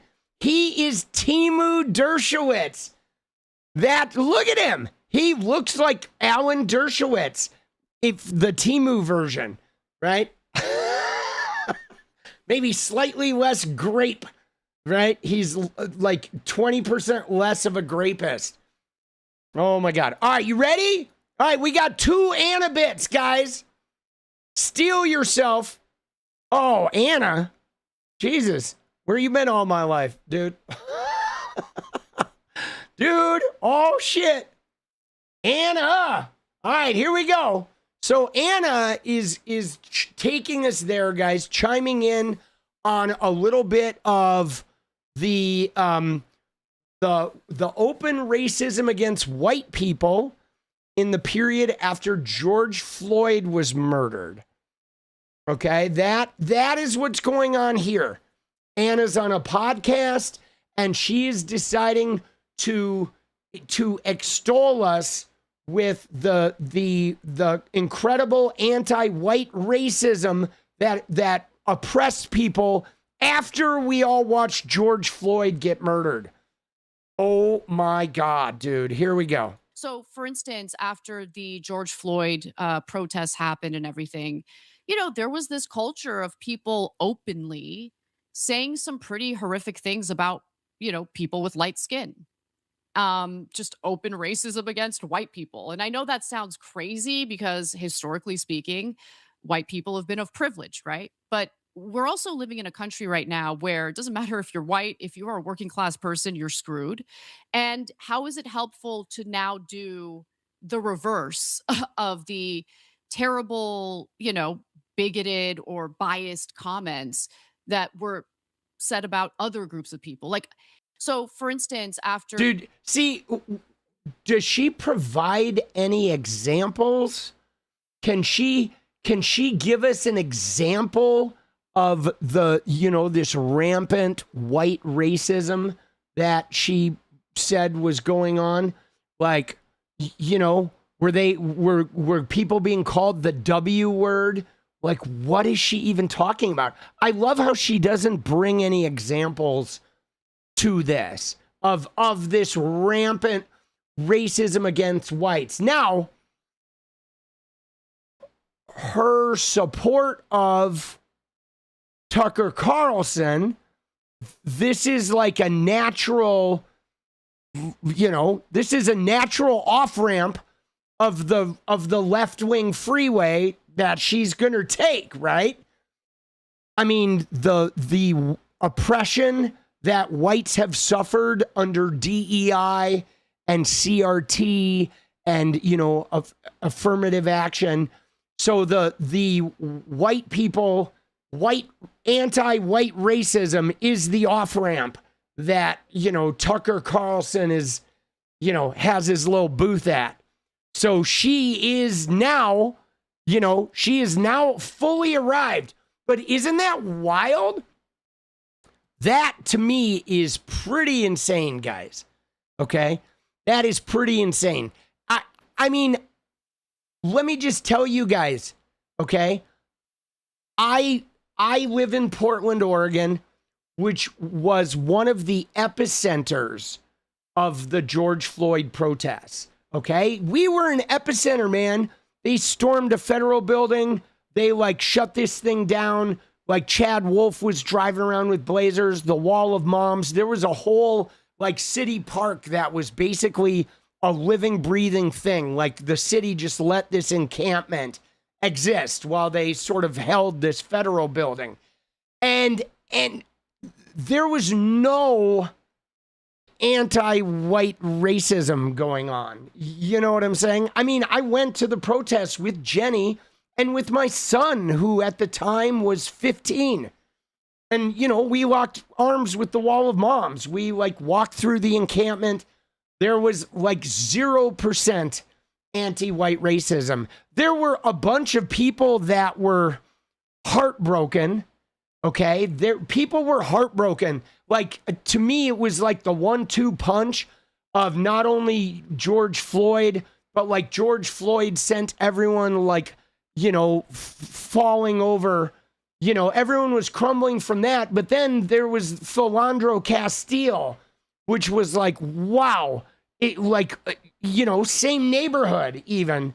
And, 𝗙𝗪𝗪 announced that he had a weapon and it's on camera and he tells the cop he has a weapon and he dies anyway. It was there were people who were fucking heartbroken. And there were people who were really extraordinarily rageful at the white privilege that exists. But man, anti-white racism, I would love to see your examples. You know what I mean? Give me a break, dude. Bro. That is wild. And again, that's TYT, the left-wing network, guys. Left-wing network. Now, Natalie, did she happen to give any examples or not? Did she just leave it at that? Because, dude, that shit pisses me off, bro. It does. It just really fucking irritates me, man. It's so out of pocket, Oh.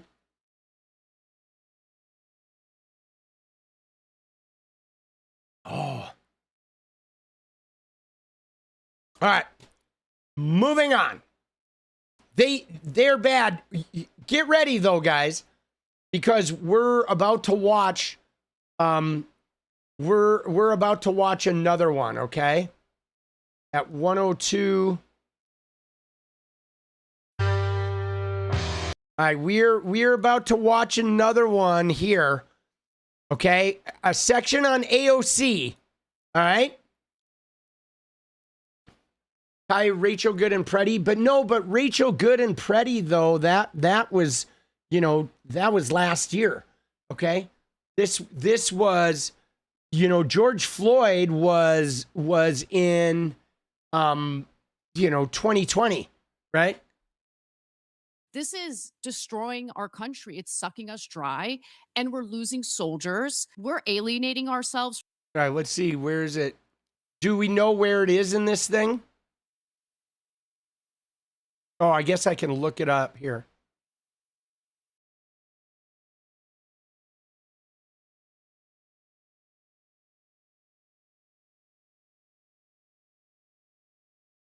Where's our little transcript? Oh, there it is.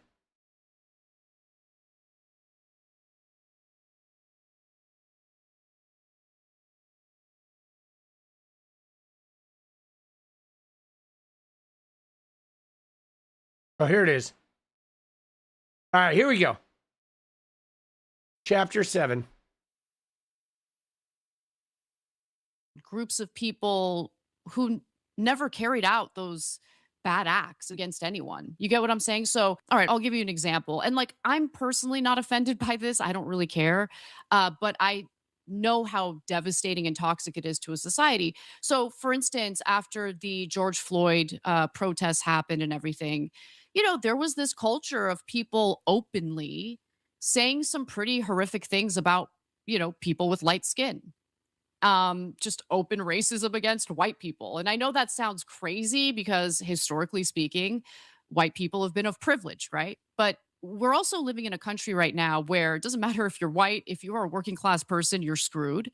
And how is it helpful to now do the reverse of the terrible, bigoted or biased comments that were said about other groups of people? Like, you're not going to change the culture unless you're willing to reject all of that, right? And you don't want to see it directed at anyone. I even saw it directed at Asians during the affirmative action fights because there were a group of Asians who challenged affirmative action all the way to the Supreme Court. And so all of a sudden you have a minority group in the United States that people on the left were saying some pretty horrific things about because of the fact that they're Asian. Oh, Asians think so highly of themselves. They think they're white. And this, how is that conversation helpful? It's not. I suppose, of course, and I hear you on that, but I suppose some other people might say, but within that working class, yes, the working class are screwed, but actually black people are the most screwed of that group, right? Thank you. That within that, it's not equally screwed. And thank you. It's not even remotely equally screwed.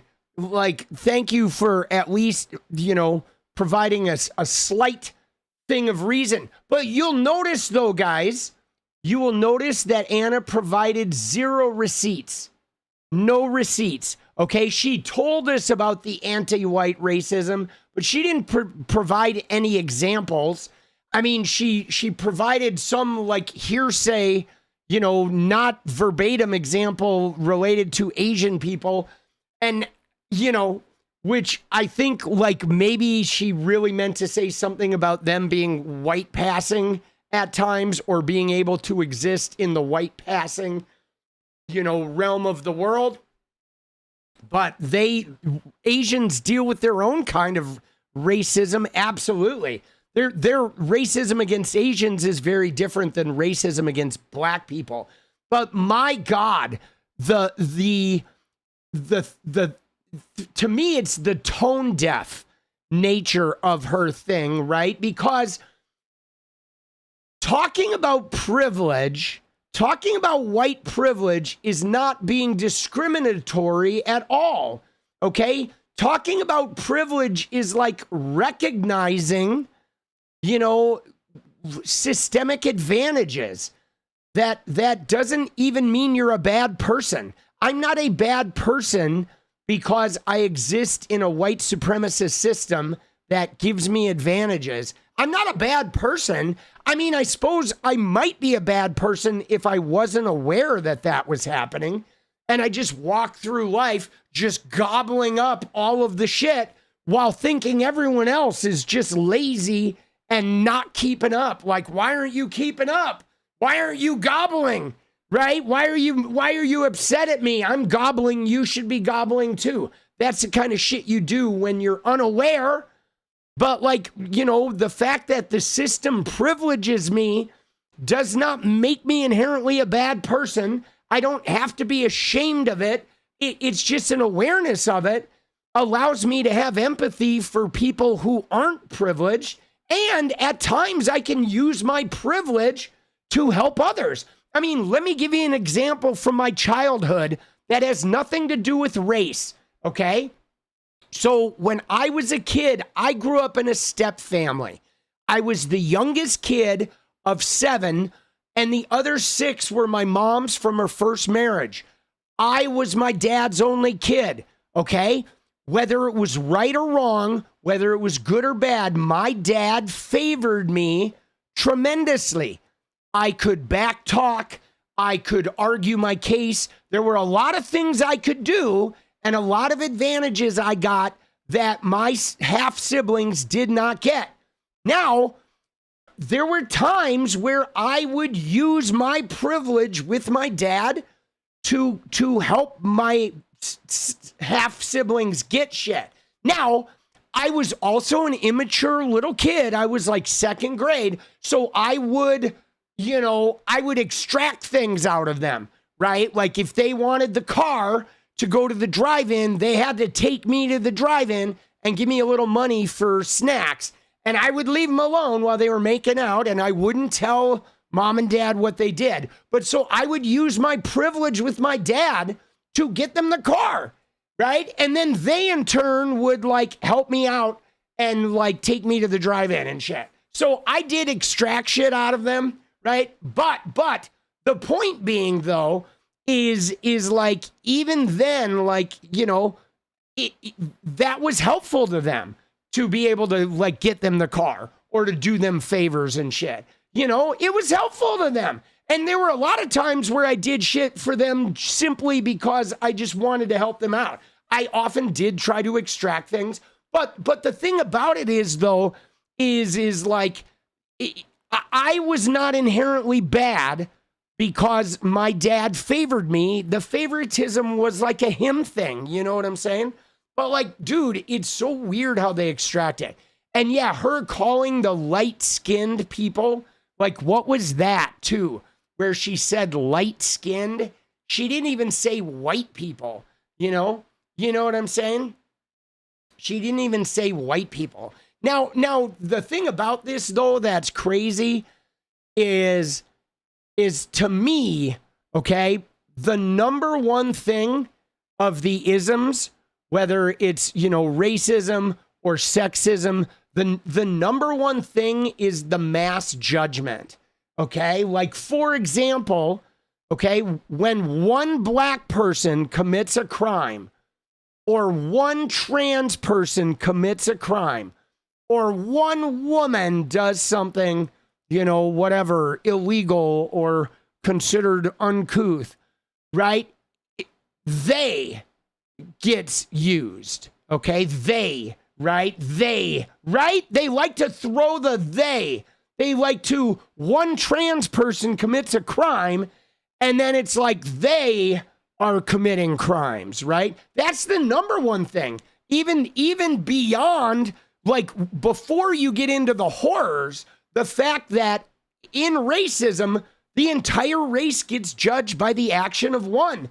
And what's crazy, though, is if you try to apply that to white men, they fucking shit themselves, okay? They do. They literally, when you start talking about men, or you start talking, not all men, not all men, oh, not all men, not all rapists. Dude, the young white men, the young white male men. Oh shit, boss. Dude, please, can we get a young white male man? Dude, it's fucking brutal. But yeah, that's wild. All right, let's see how Anna responds to this. Similarly with affirmative action, your prospects as an Asian worker are not the same as a black worker. And that's, statistically backed up, that when you see the numbers on unemployment, when you see the numbers on people applying for jobs and actually being successful, that reflects also race in addition to class. I mean, do you feel that, because a lot of people, I suppose, on the right today are sort of within this idea of, white lives matter, that we shouldn't talk about race, that actually race is, like you say, an impediment to kind of coalescing around more important issues as they might see it. Like there's a sort of, I think, desire to go back to a colorblind world, which... By the way, guys, only white people can be colorblind, okay? You know what I'm saying? Like a white person can walk around being colorblind because their color never registers on the discrimination scale. They say it does. A tiniest loss of privilege feels like this major oppression, but white people can go around choosing to not see color because none of their experience is ever defined by their color. But like, man, if you don't see color, you can't even relate to the experience of people that are not white, okay? I have to see color. Otherwise, every black person I run into, I won't even be able to see their experience. You know? It's like you can't relate to somebody who is of color if you refuse to see their color, because everybody who's not white is literally defined by their color, okay? They are defined by it, so only a white person has the luxury of being able to, oh yeah, this world's colorblind. Yeah, nice. For you it is. Everybody else that's not you is defined by their fucking color, boss. Everyone is, It's so dumb. I'm not sure is going to serve the working class equally. Well, let me ask you something. We did have affirmative action for many decades. Did it solve anything? I mean, the question is affirmative action the solution to racism, right, in society? I think that's what the question is here. So here's the thing. You like how Anna didn't answer the question. She responded with another question, but you know what? It did do a lot of good shit. Okay. Did it solve racism? No, it did not.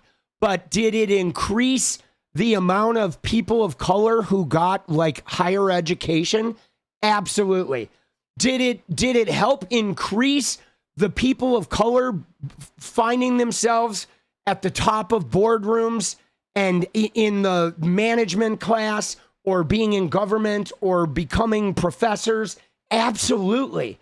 Like, my God, affirmative action provided incredible inroads that then also opened the doors to DEI, which then created opportunity for not just people of color, but for women, for the disabled, for, you know what I'm saying?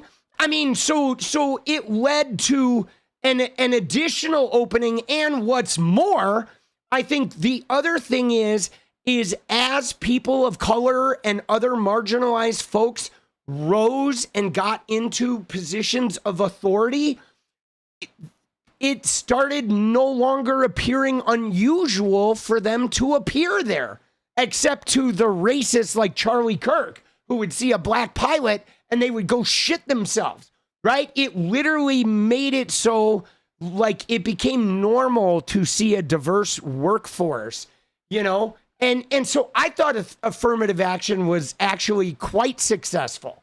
Now, was there a side effect of it?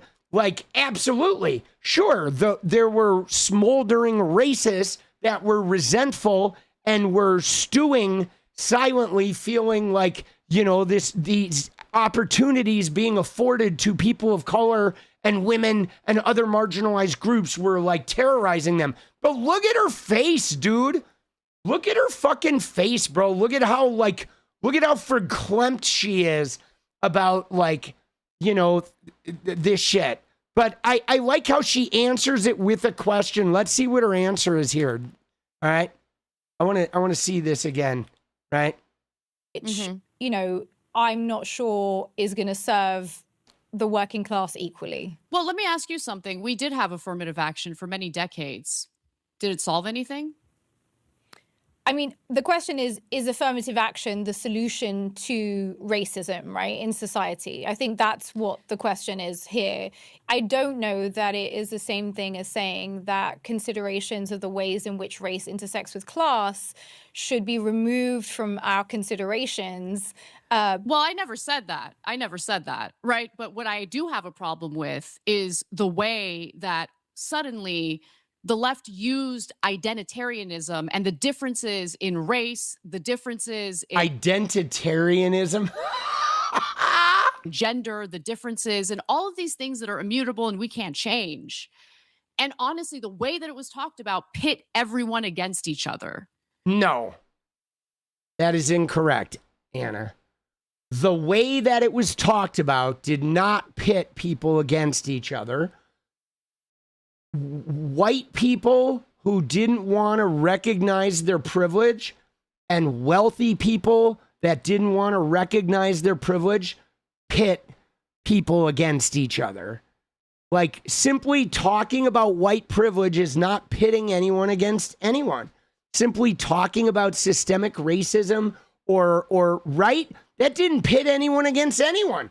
It was people who were resentful about people of color having opportunities, and racists that were resentful that they weren't getting the top job merely for showing up, and rich people who were resentful that they had to share some of their money with the plebes that created, like, you know, people pitting against one another. Like, really? You know what I'm saying? I mean, you know what this reminds me of, guys? Did you see how bitter she got even just thinking about this? Like, she got all angry.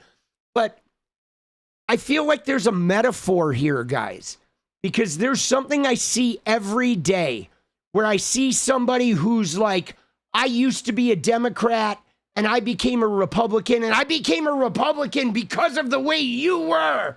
You made me a Republican. And it's like, that's weird. Right? You know what I mean? Like, because even if you don't like me, there's a whole bunch of people on the left that I don't like, guys. I share a party with people that I don't like. I share a party with people that I sometimes vehemently disagree with. But I'm not going to go, like, hang out with the anti-abortion people who take away civil rights simply because we disagree.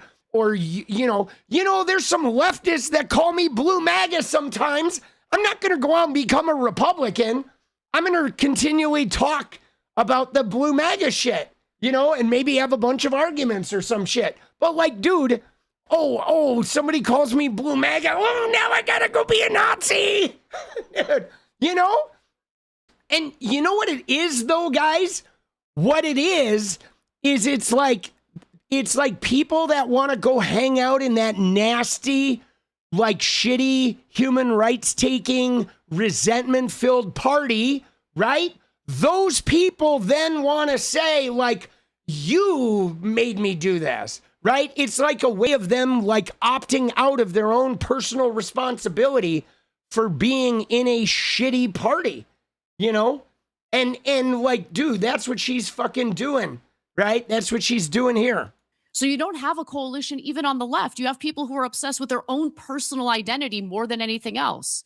So yes, racism does exist. That does need to be at the intersection of the class battle. Anyone who denies that is just living in a fantasy world.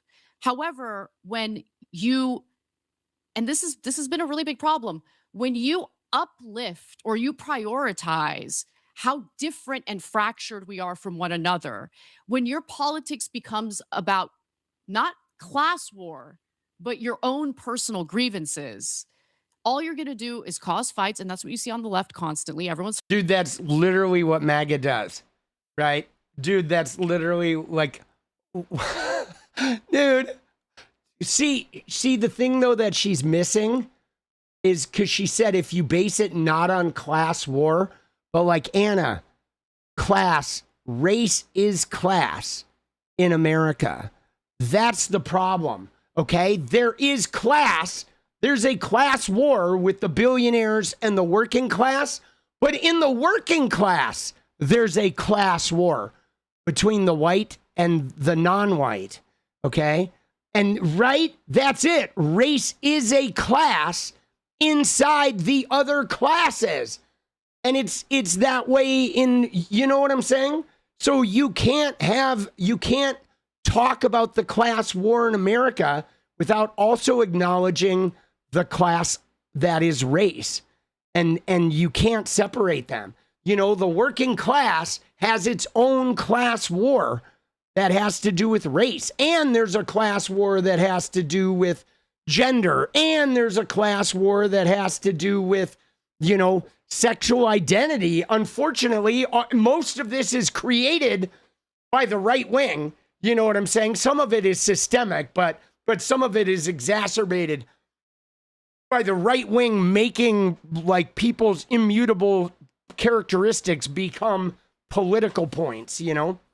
You know what I mean? You know what I'm saying? Fighting each other, broken coalitions, fracturing, and basically where we're at today, which is nowhere. We have Trump, a complete buffoon, elected for the second time. Yeah, somebody who you minimized the danger of during the entire election, Anna. Thank you. Not just our country, but the globe as we speak. And so I was warning the left in the lead up to the 2024 election. Guys, this immigration issue is really hurting the Democrats. They got to take it seriously. I got attacked. Okay, all right. Well, when you see the shift to the Republican Party, hopefully you'll wake up to the fact that we've made mistakes and maybe we can change. Maybe we can do better moving forward. Yeah. Yeah. And now she's like polishing Tucker's knob. Oh, Tucker. Oh, come here. It's Anna. I'm going to put the shine on there. Oh, there you go. Oh, Jinky, spit on it. Oh, there you go, Tucker. Oh. Dude, she is crazy.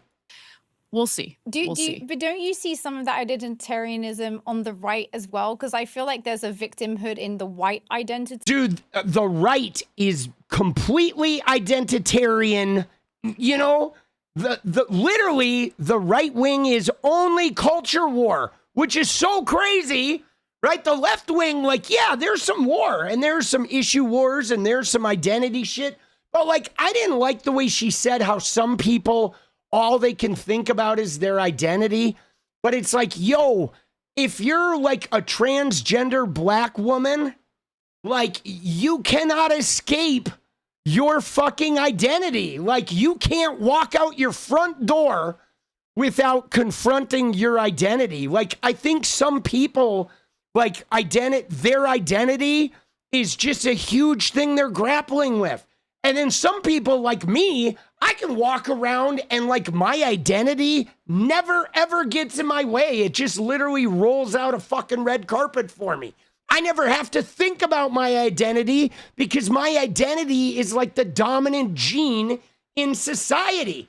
And yeah, like, you know, there are other people who literally like their identity is like what Natalie said, they're being attacked by the president about their identity or their existence or their driver's license or their health care or their ability to like buy a soda with some SNAP benefits or, right? You know what I mean? Or like if somebody in their like racial group commits a crime, their whole group is now looked at with suspicion. And, you know, they can't cross the street without a masked agent checking their papers. Like, give me a fucking break, dude. Oh my God, she's so offensive, Anna is. Maybe we can do better moving forward. We'll see. But don't you see some of that identitarianism on the right as well? Because I feel like there's a victimhood in the white identity narrative as well that we see today. That's like, oh, woe us. We have been neglected for so long. We're now the oppressed group. We're the real minority. We're going to be replaced. I mean, I personally see echoes of that in a lot of the right-wing discourse. It's just like a different side of the coin. It's like, but it happens to be the one that holds power. So to me, it feels much more dangerous, right? One is kind of people who are disenfranchised, calling for, you know, more power in society, whether they are doing that in terms that you agree with or not. but the other is literally cementing that power institutionally along the basis of race. I mean, dude, I love this woman, right? I absolutely love this woman. Like, I thank you, Natalie, for like bringing her to the table. Like, she's amazing. You know what I'm saying? Like, such a good, I don't know. She's so eloquent at the way she's like breaking this shit down. But you know what she just said about how they're trying to like ensconce the power and trying to you know, like just sort of like, you know, institutionalize it, right? Her name is Dr. Miriam Francois. There she is. But you know what it reminds me of, guys? It reminds me of the discussion we had the other day when we were talking about Dana White. And remember when Dana White was saying men's mental health is bullshit? And I was saying how a man who's like the father in the family who is unaware of his own mental health issues is like really dangerous, because that man will go around harming everyone without even realizing he's doing it because he is unaware of his mental health situation. He's unaware of what's going on inside him. That is like a microcosm of what happens in society with like whiteness and maleness, with that privilege, is when you are unaware of your privilege, when you are unaware of how you're wielding that systemic shit, you're dangerous to other people. You are harming people, whether it's microaggressions or actually like legitimately systemically stepping on people. And if you're not aware of like your privilege or your place in that system or how you're using the system, you're like dangerous, you know, and maybe not like murdering dangerous, but like, you know, it is really, you know, that lack of awareness can cause a lot of fucking harm, right? You know? No way, Francois. She might be married, right? You never know. I love Francois, though. Francois. All right, here we go. The Trump administration just get rid of a whole bunch of black and brown senior military officials recently who were up for promotion. Wasn't this a thing? They got rid of a bunch of military officials that probably raised some red flags about what 𝗙ecie𝗵𝗃 wants to do in the Middle East. Definitely. There's no question. Yeah. So you don't think that race was a part of that? You don't think that is a problem. Yeah. That is a problem. That is a problem. I honestly don't want to spend my entire life and career harping on race. Okay, that's where I'm at. Oh my God, look at that. Dude, the white passing woman, don't want to spend my entire life and career harping on race. Jesus. Dude, you know what? I do want to spend my entire career and my entire life harping on race and like, you know, civil rights. I absolutely want to do that, guys. What the fuck, bro? I can't believe she just said that. Like, oh my God. Like, I'm white passing, so I don't want to have to spend my whole career like dealing with this like a racial thing. I'd much rather go and like deal with like this working class thing, right? Because, you know, I'm really like working class. Dude, dude, that is like one of the most twisted things I have ever heard a fucking political commenter say. Like, bro, dude, you know what? I would love to see fucking, where's Tabitha right now? Dude, I want to see Tabitha fucking slapping the shit out of Anna Kasparian. Dude, I'm about to make an AI video of Tabitha Speaks Politics just slapping the shit out of Anna with the hair like flying left. Eyelashes are flying off. Oh, dude. Oh my God, dude. That would be amazing. Tabitha, we need you. All right, here we go. Let's see it, dude. Don't you think race has anything to do with it? And she's like, I don't want to spend my whole career. Dude, I know. Oh, shit. No, that is a problem. Yeah. That is a problem. That is a problem. Look. I honestly don't want to spend my entire life and career harping on race. Okay, that's where I'm at. I'm an American. We live in a diverse country. Everyone needs to be treated with equality and respect. But at the end of the day, what pits us against each other the most are the elite, are those who steal money from every single one of our paychecks and funnel it to a foreign country so they can do atrocities, so they can expand their borders. Yes, I'm talking about Israel. Dude, she's like, let me get off race here. Let me get back to Israel. Dude, dude,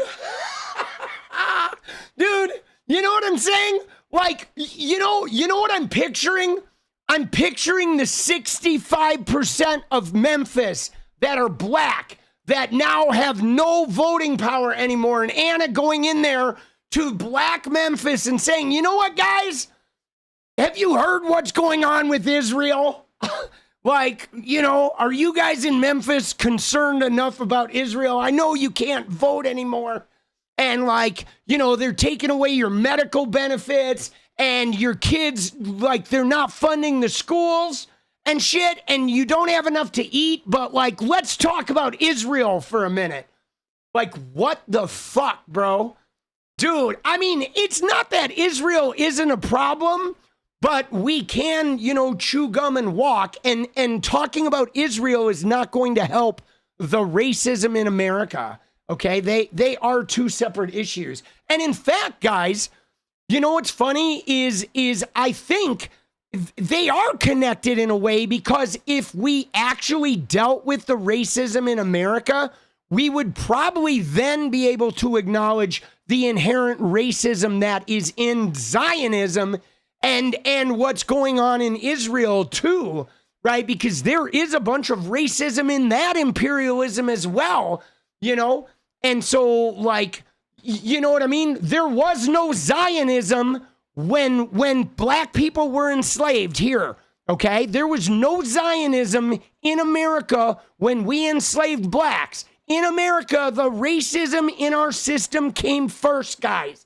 Okay, Zionism is a recent fucking problem.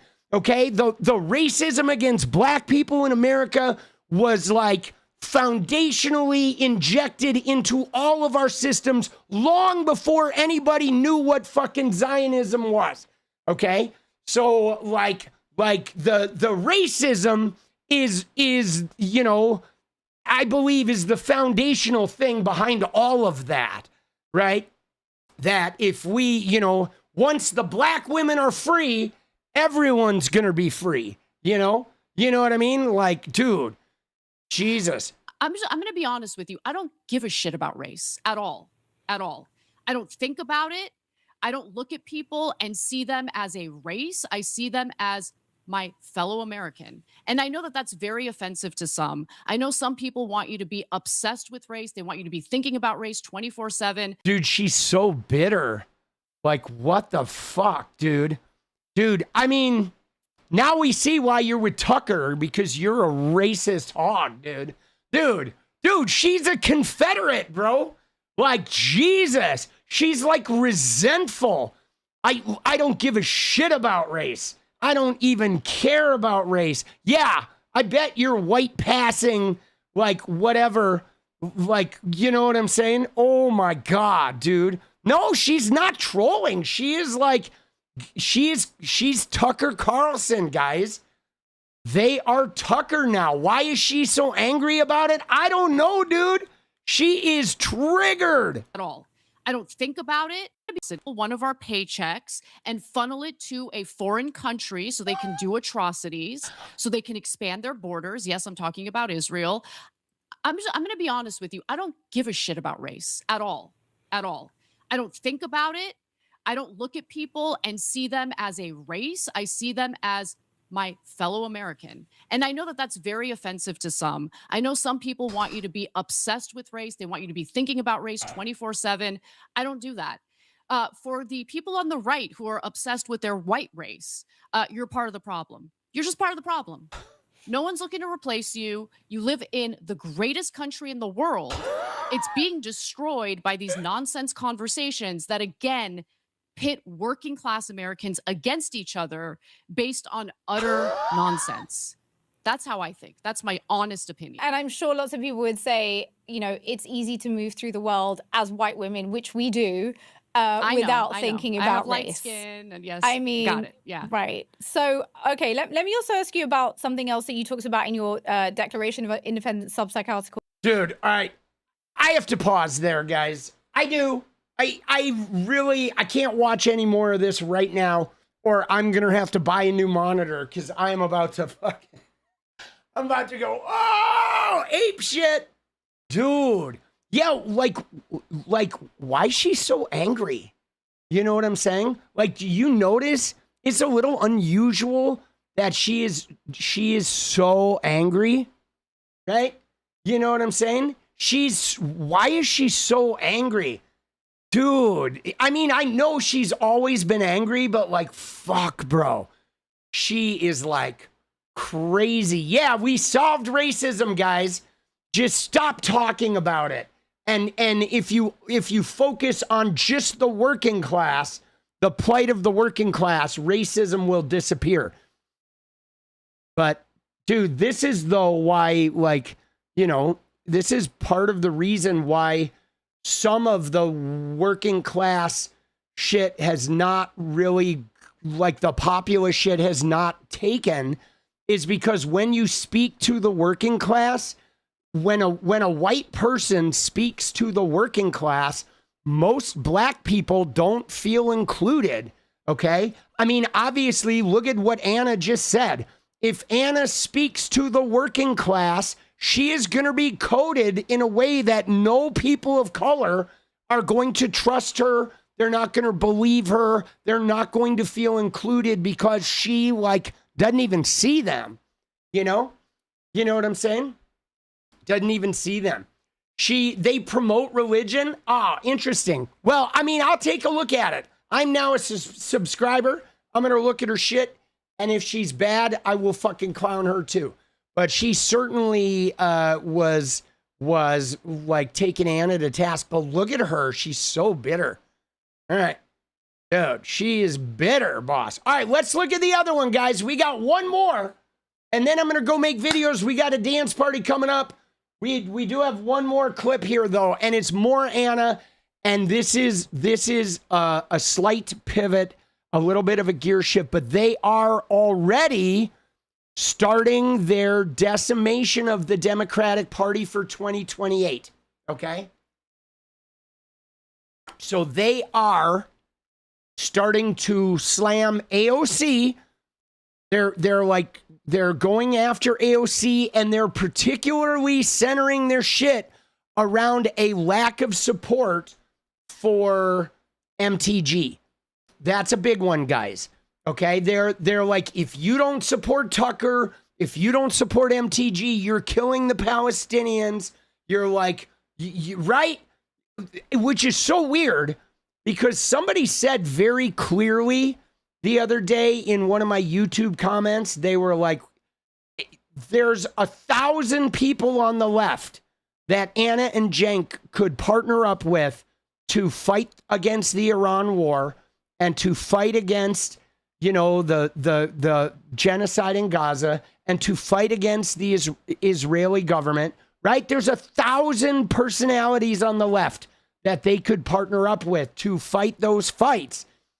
But they hate all of those people and don't. They want to partner only with the white replacement theory, anti-Semite, like former MAGA religious zealot freaks, right? You know what I'm saying? That is very bizarre, guys. That is very bizarre. You know, that like, oh, okay, why would you choose them if you have 1,000 people supposedly on your side? But anyway, here we go. Extremely political. You are TYT. Hi, back on TYT, Cenk and Anna with you guys. And we're also live on X now under the Young Turks account, so check that out if that's your cup of tea. And we have one of our first commenters from X here, Brandon Thought. He said, this is my first time tuning in since Trump got elected for the second time. No hate to the community. I didn't like the pivot. It felt like pandering to the right. I do stand with unity, so I'm back. Okay, beautiful, good. Now do you see, Brandon, that we were trying to do unity from the first place on issues that matter, and we weren't pivoting to the right and trying to pander to them or anything like that? Anyways, great to have you back. And dude, they're such knob polishers. Perfect time, because today I'm gonna do member Monday. Pandering times 1,000, you sloppy bastard. Days after the show's over at 8 o'clock. And the topic is, what have you changed your mind on and why? I want it to be political in the first half an hour that's available to everyone. In the second half hour that's just for members, it could be about any topic. What have you changed your mind about and why? Okay, so that'll be at 8 o'clock. Anna, what's next? I used to have the tiniest shred of respect for you guys, and I have changed my mind. Now I have zero respect for you guys because you're both pieces of shit. There you go. All right. Can I submit that, please? All right, let's get to our next story. I personally do not trust someone like Marjorie Taylor Greene. Neither do a I. proven bigot and anti-Semite on the issues of what is good for Gazans and Israelis. She puts this political facade and partisanship above actual morality at the end of the day. That's what I'm recognizing. She calls Marjorie Taylor Greene a bigot because of her statements regarding immigration and everything else. At the end of the day, though, what is worse, statements or somebody like 𝗙cie𝗶𝗍𝗄 who's actively funding and justifying a genocide for 3 years? Sorry about that. Congresswoman Alexandria Ocasio-Cortez drew some backlash over the weekend after she seemed to condemn the idea of working with former Republican House member Marjorie Taylor Greene on— Dude, she drew no backlash. Like, who did she draw backlash from? Right? She drew no backlash except for these weird fucking Tucker Carlson filleting like idiots. Nobody on the left is at all uncomfortable with fucking, AOC's take on MTG. We all agree with it, in fact.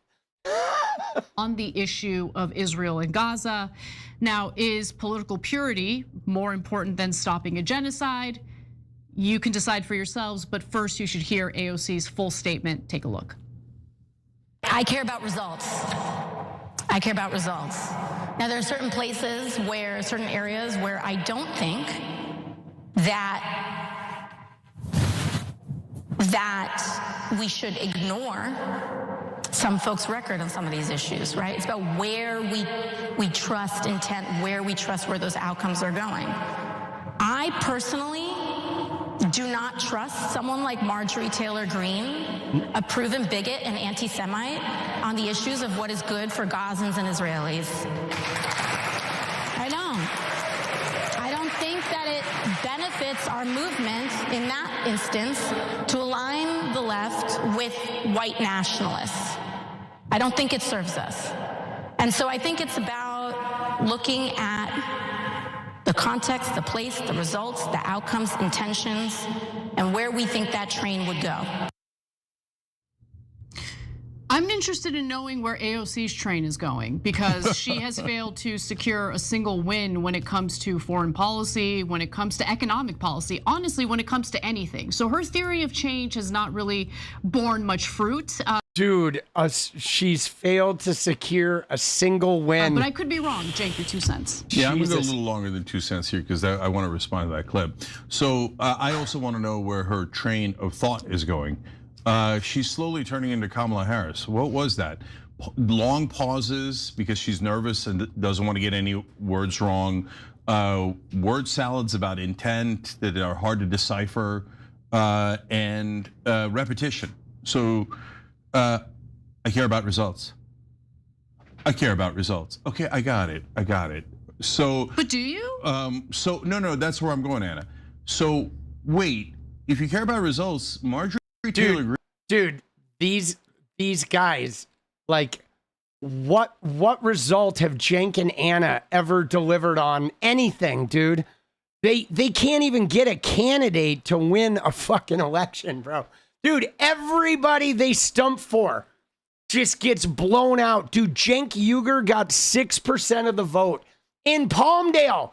Dude, I could run in Palmdale and get more than 6% of the vote, probably simply by appealing to the people who remember me from the Fortnite days. Like, give me a fucking break, No, that's dude. where I'm going, Anna.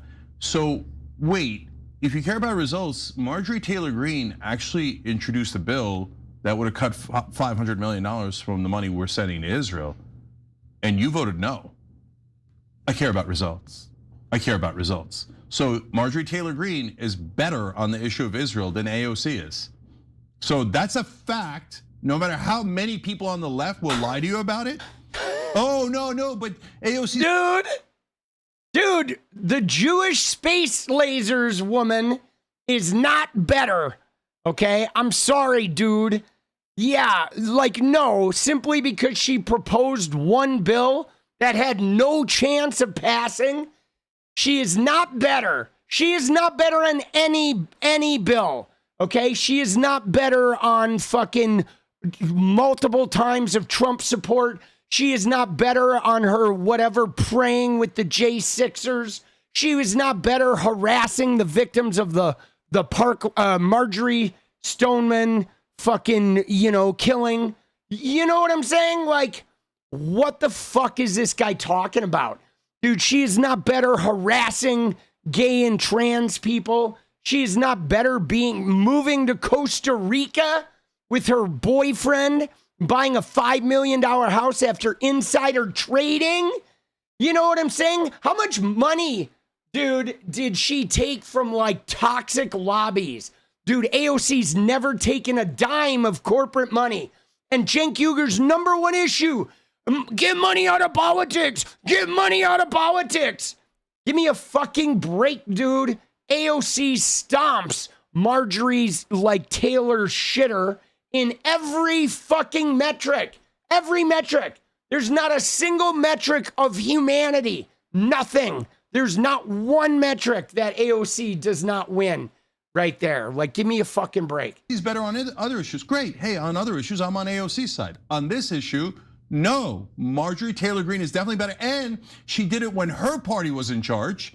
She said, hey, Trump is wrong. And she paid a huge price for it. Huge. When Biden and Kamala Harris were in charge and financing the genocide of the Palestinians, all we got from AOC was kissy-kissies for Biden and Kamala Harris. In fact. So those are all facts, super uncomfortable facts for a bunch of leftists who are all care about partisanship and their brands and don't care about Gazans. Pause. All right, go ahead. Pause. Dude, Cenk does not care about Gazans. He doesn't. I'm sorry. I don't believe for a minute that Cenk Uygur and Anna actually care about the Palestinian people or any of the other people in Gaza. And they certainly don't care about any of the Israeli people that disagree with Netanyahu and want peace in the Middle East. They don't care about any of them. They only care about aligning with rabid, venomous hatred of Israel. That is it. Like, every issue they talk about must come back to their rabid, venomous hate. Like, their hatred of Israel is more important to them than their sense of like, let's protect and take care of the Palestinians. You know what I mean? Like, right? And what's more, you ready for this, guys? Check this out, because Natalie brought up a good point, right? Natalie said the moral purity testing.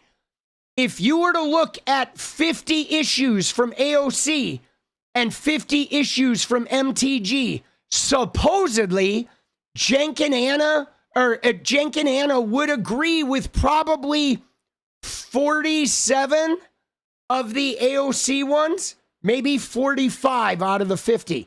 How many would they agree with the Marjorie Taylor Greenes? Like one, okay? But the one Israel apparently trumps all of the other issues. If you agree with them on Israel, you can disagree with them on every other issue, and they're like, I am your partner.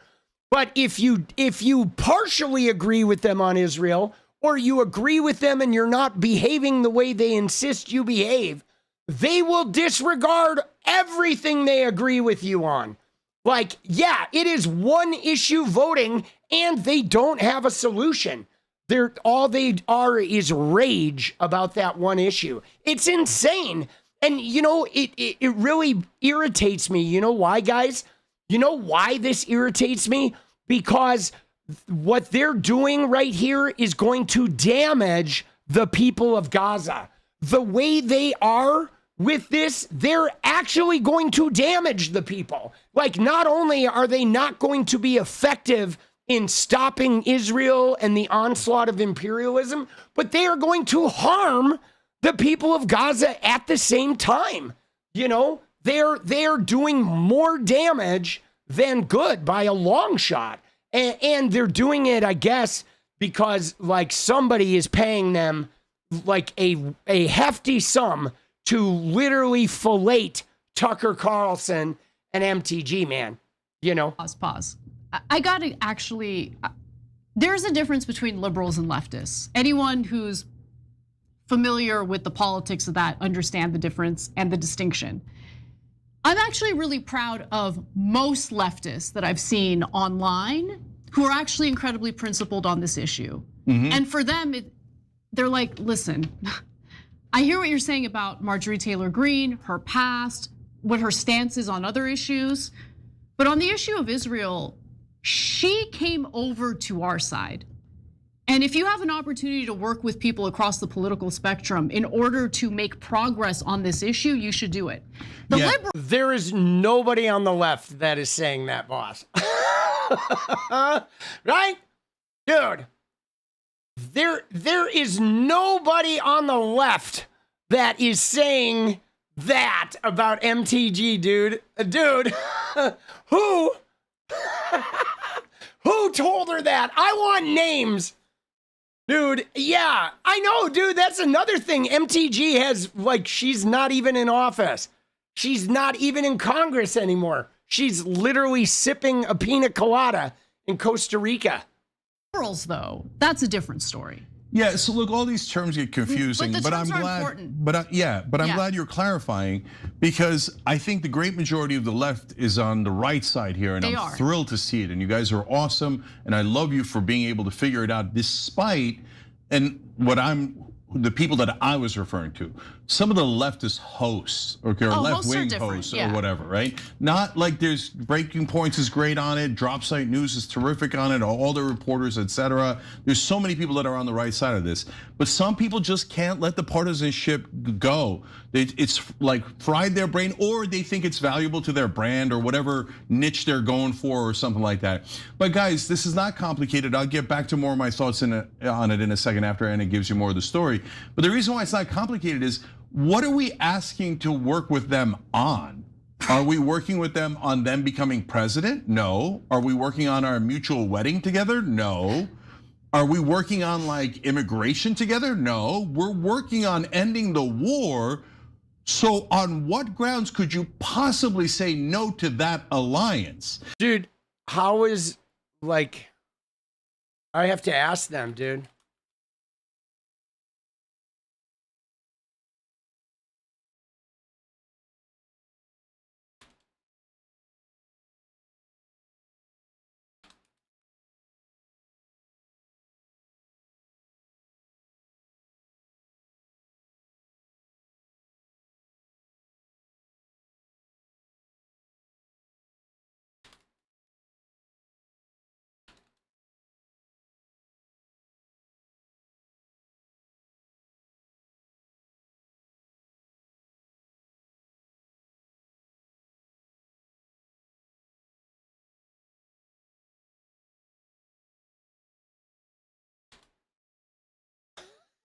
Dude, like, what are they doing, bro? You know what I mean? Like, literally, she took the money and ran. How is she gonna help them end the war? What is happening? This is like the most rancid, weird shit I have ever fucking seen, boss. Okay? It's just insane. I do want to watch the intro, though. There's an intro at like 56 minutes, I guess. So I want to see the way Anna introed this bit. I am going to go make some videos, though, guys. I'm getting up to the 3-hour mark. And so I am going to go make some videos. It's been a fucking banging night though. I got to start cranking out the vids. I've been a little uninspired for a couple weeks, feeling overwhelmed. 5622. All right, perfect. So let's see her fucking, here we go. We're going to see Anna's intro, right? He did it to betray this country in favor of a different country. All right. I think I want to take a break because our next block is going to be a party. It's going to be a block party. It's not actually. AOC versus Marjorie Taylor Greene. Do you work with people across the aisle to end a genocide? That's the real question that AOC is asking herself because she's not a leader. Anyway, let's take a break. We'll be right back. Be nice. Oh, because she's not a leader. Jesus, dude. Dude, like, you know, that 𝗙cie, I know the 𝗙cie, she's not a leader. Dude, like, they're so bitter, bro. You know what's crazy, too? You know what's so wild about this? Is that they're like these guys, like Cenk and Anna, they like have nobody. Like, they have nobody but each other. Everyone, it's like everyone in the political world, like, hates both of these people. They've burned every bridge. They're now like polishing the MTG and Tucker Carlson knob, but MTG moved to Costa Rica. What are they gonna do? Like, how is she gonna end the war? Is she gonna like get the Costa Rican government involved or something? Dude, these guys are literally, they're the most bitter and like moderately successful people that have pushed everyone on the left away. Everyone on the right thinks they're communists. Nobody trusts them. They're like resentful. You know what I'm saying? Like, I mean, guys, we watch this content. I don't watch them every day, but we watch this content a couple of times a week, right? And I have never once seen her and Cenk 𝗙𝗑 like happy about something.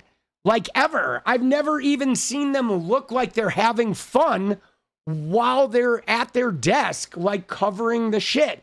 It's like every day their whole attitude is like, here I am doing this job I hate where nobody's doing it right but me. And everybody is wrong and nobody's making the right coalition and nobody has the answers but me and nobody will listen to my good answers. And I fucking hate it here. And I hate you watching me because you don't even really like me. And you worded the comment wrong. And I don't like the color of ink on these papers. And like my coffee cup is like too cold. And let's talk about the news. And how dare you say anything bad about MTG or Tucker? I'll fucking kill you. Dude, that's literally like them. It's like, wow, dude, you hate your fucking job. You know what I'm saying? Like, you don't even like your job. Like, why don't you go find a job that you don't hate? You know what I mean? It's like, dude. So MTG responded, and what did she say? She said, AOC refused to vote for my amendment to strip funding for Israel. She can run her mouth all she wants, but votes are the only thing that matters, that matter. All right, not a bunch of words and nasty name calling. So let's see about MTG's Israel amendment. Hold on.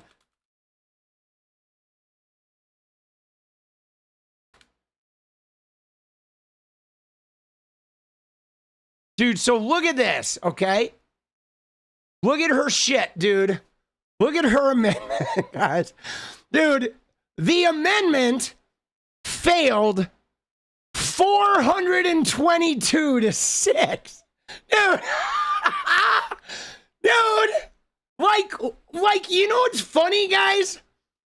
An amendment that is failing that badly, There's no way I would team up with Marjorie Taylor Greene to be the 7th vote while getting 421 against. Like, even if I agreed with the amendment, why would I even vote yes for that?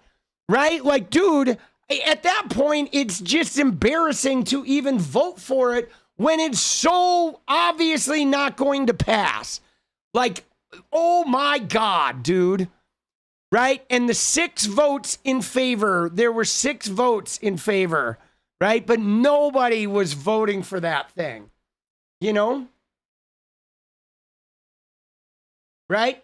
Yeah, no, I know. You know, Medallion, they could do a story about Summer Lee voting for it, or they could do a story about Ilhan Omar and Rashida Tlaib voting for it.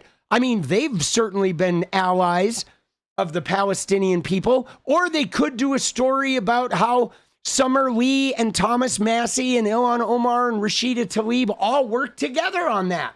And what an amazing, like, coalition of people that are all still in Congress, right? And why do we have to partner with the woman who, like, took a bunch of insider trading money and bailed to Costa Rica when the other 5 voters of that are all in Congress? Unless Al Green, did he get censured? Dude, he voted for it too. Dude, they hate Al Green though. Dude, they like hate Al Green, right? Yeah. And again though, right? So the thing about this is AOC was dead on. I care about results. So no, I'm not going to partner up with Marjorie Taylor Greene to be the 7th vote when 421 are voting no. Like, what a waste, dude. You know what I'm saying? Like, at that point, like, what a fucking waste, bro. Dude, right? Yeah, I know. She was doing politics. She knew this thing was going to fail, and she knew that, like, her vote for it was not going to change the outcome. So she fucking did what she did in order to maintain her hands on the levers of power so she can do important shit later on. Okay? Because why would you waste your clout on a losing vote by 417 votes, right? Right? Why would you sacrifice your clout when you can maybe get that Senate seat, you know? And fucking, right, get that Senate seat and do some crazy shit, right? Hold on, I do have to respond.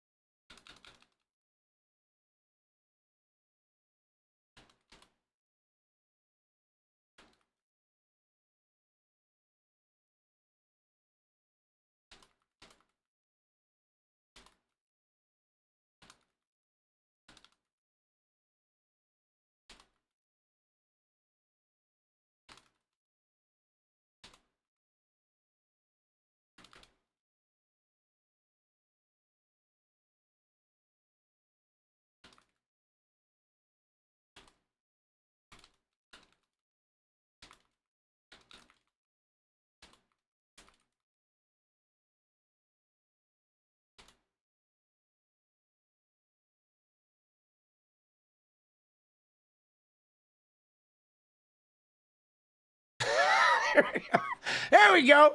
Oh, shit. Dude. You amendment? Oh, all right. There we go. No, we delete. Thank you. Dude, I do that all the time. I fucking, like, delete. Thank you, See, I just go fast. Appreciate the heads up. I would have figured it out. Dude. No, I wanted to call her a hack. That was definitely a hack. Not a hag, dude. She's definitely a hack, right? Dude, that happens to me all the time. Sometimes I leave it, but sometimes I fucking do it. But oh my God, this is what's crazy. That is so crazy.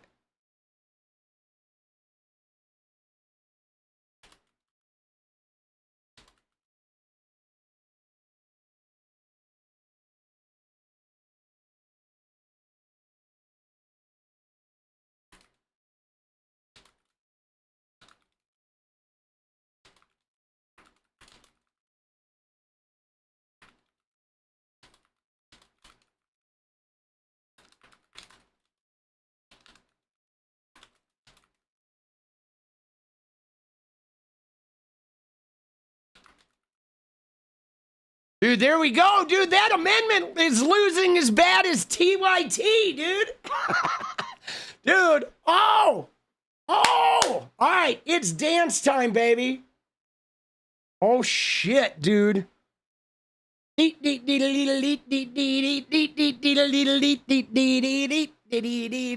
Sabrina Carpenter is the best, bro. Oh my God, I love Sabrina Carpenter. I do. I love Sabrina Carpenter. I can't say the light-skinned nationalist. Yes. Let's dance, baby. It's time for the dance party. Oh.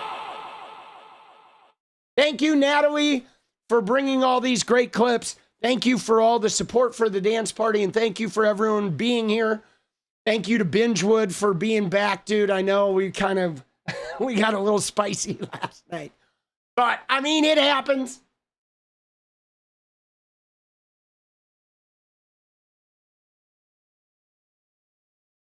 We're gonna get spicy occasionally. Dude, spiciness is a byproduct of the business. Dude, what's TYT's problem hating AOC so much? Yeah, I mean, you know what it is? I will tell you this, guys. I will say this about, I don't know exactly, but I have a theory. Like, AOC knows how to play politics, okay? AOC will make moves that get her hands on the levers of power, and that keep her hands on the levers of power. And she makes alliances with people she's not like, oh, I'm gonna burn down the whole thing with my integrity, even if I get nothing done. Okay? And yeah, she won't go on their show because their show is dog shit. But also, like, she plays the political game, and so she does know how to rise up that power ladder. And they don't, okay? Cenk Uygur, like, he got a chance to be on MSNBC like a decade ago, and he wouldn't play the power game, and so he got booted, and he's been resentful ever since. And so now he's just a resentful fucking crybaby with no allies and no power, who has no ladders to climb except to, polish the poly market knob for the occasional buck, or now to, kiss Tucker Carlson's ass, because he's not willing to play the political game in order to get power and actually make shit happen, and he doesn't really have the clout like Hassan, his nephew, knows how to play power in a different way, in being the anti-establishment sort of rebel guy. But he's also, though, like, I mean, whether you like Hassan or hate Hassan, Hassan believes in his mission. Okay, these two right here, Anna and Cenk, they don't believe in any mission. Okay, they have no fucking mission. They don't, right? They don't believe in anything. They just go where the wind blows, man. That's what I think. I think they just don't. They've literally destroyed everyone. Like, they have nobody in their, they're going on like right-wing podcasts with like 2,000 subscribers on YouTube. Like, nobody wants to fucking partner with them. Dude, Anna even destroyed the Her Take podcast, right? Remember Her Take? Like, that show lasted like fucking 6 months, dude. And she like destroyed that thing, bro. Dude. And you're right, dude. Hassan does want America to be better. And Cenk just wants to be fucking, Cenk wants to be like, a successful and well-regarded political voice. And he's never going to be, dude. It ended. Hold on, let's look real quick. Let's check in on Her Take. So let's see. We look at the videos. Their last video was a month ago. So what happened was, for a while, the show existed. You know what I'm saying? And then what ended up happening is the show was fine until what's her name quit. Okay, Jillian Michaels quit. Right? When did Jillian quit? right? So Jillian quit, was it like 6 months ago?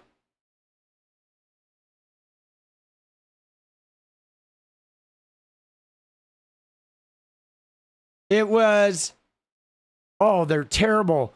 Like, I can't, oh, there she is. So 7 months ago, Jillian quit. And then after Jillian quit, they did some shows with like a revolving guest host. Okay, these are like cuts from the actual thing. Like, let's go to the actual like podcast episodes. So what happened was, let's look at the episodes here.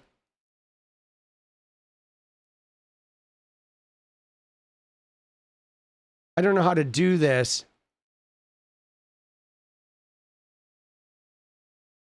Oh, there it is. View full podcast. So Jillian quit, right? Jillian quit 7 months ago, okay? And then after Jillian quit, they just had the three of them with like a revolving guest host, okay? They revolved the guest host, every one, okay? Every week they had one with the revolving guest host. And then Amy Dangerfield left. And Amy Dangerfield left and became an America Firster. And so then it was just Anna and fucking Lindy Lee and a revolving guest. Right? And they did a couple shows with Anna and Lindy Lee. And then it was just Lindy Lee. And they did like a stream with just Lindy Lee. And that was the end of the show because she was like so bad that like there's no way she could have a show of her own. They went from like 4 to 3 to 2 to 1, and 1 is the loneliest number that you'll ever do. 1 is the loneliest number, much, much lonelier than 2. 1 is the loneliest number. 1 is the loneliest number. Dude, the disappearing host. Bro, it's so crazy though, guys. Because you know what's so crazy is like I've been doing this political show for 2 years now. Okay, 2 years consistently. And we've been growing a little bit, you know, some big bursts or whatever. And like that was like, there were some heavyweights there. That was Anna fucking Kasparian and Jillian Michaels, you know what I mean? From The Biggest Loser, and Lindy Lee, who was like a big donor name, The Big Turncoat or whatever.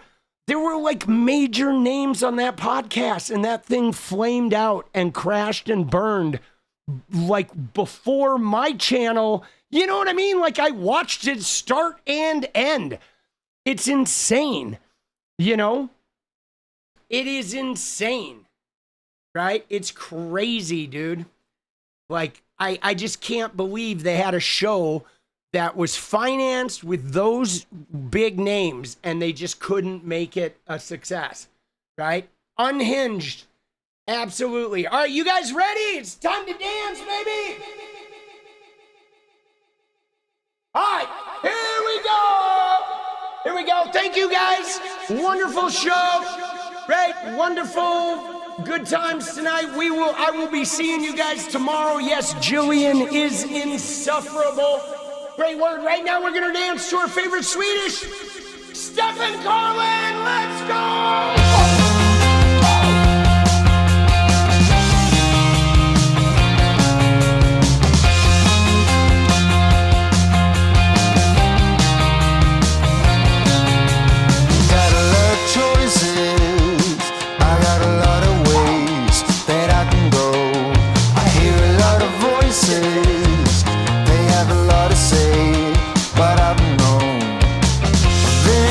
Before I do a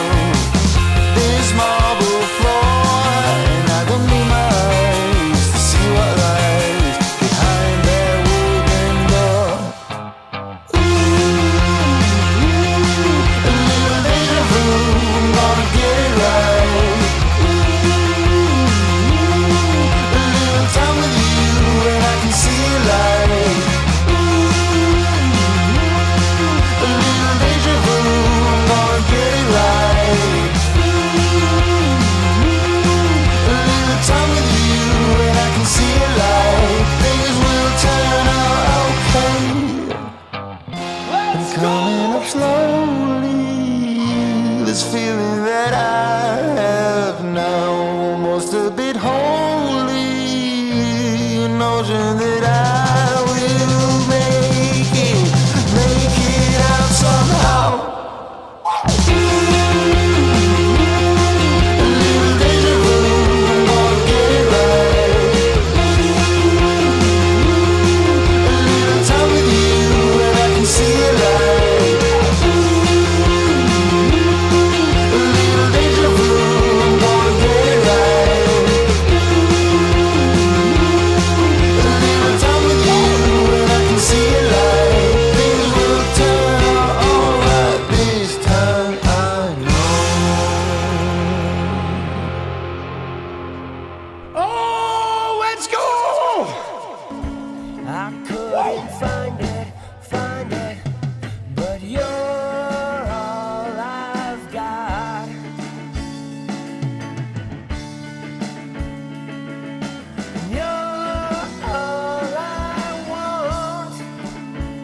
Let's go, thank you!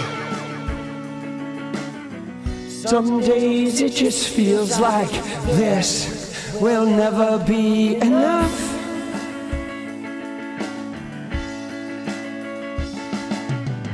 Most days it just feels like a struggle to catch up.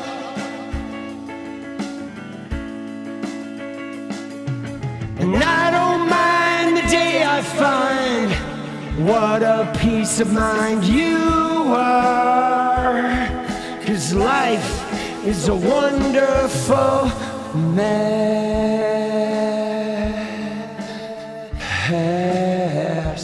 Alright guys, thank you for a beautiful show. I will see you guys tomorrow. Alright, keep dancing. Take care of your head. And remember, we're gonna survive this and we're gonna do it together. And in the meantime, stay radiant. Good night.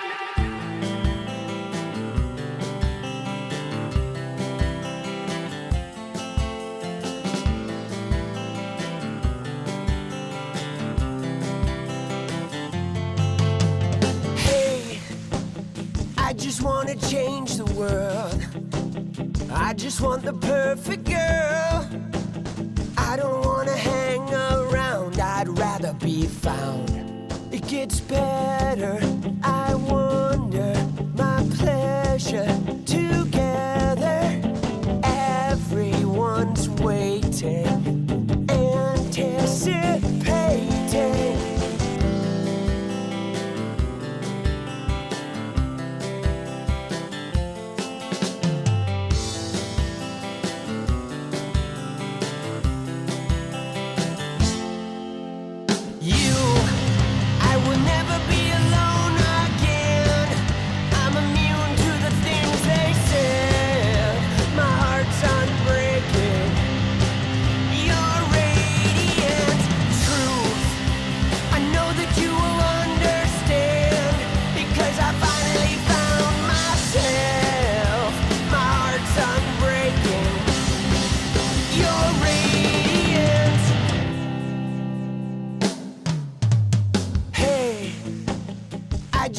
Change the world, but I'm not gonna wait my turn. I don't ever want to come down, I'd rather be found. It gets better, I wonder, my pleasure together.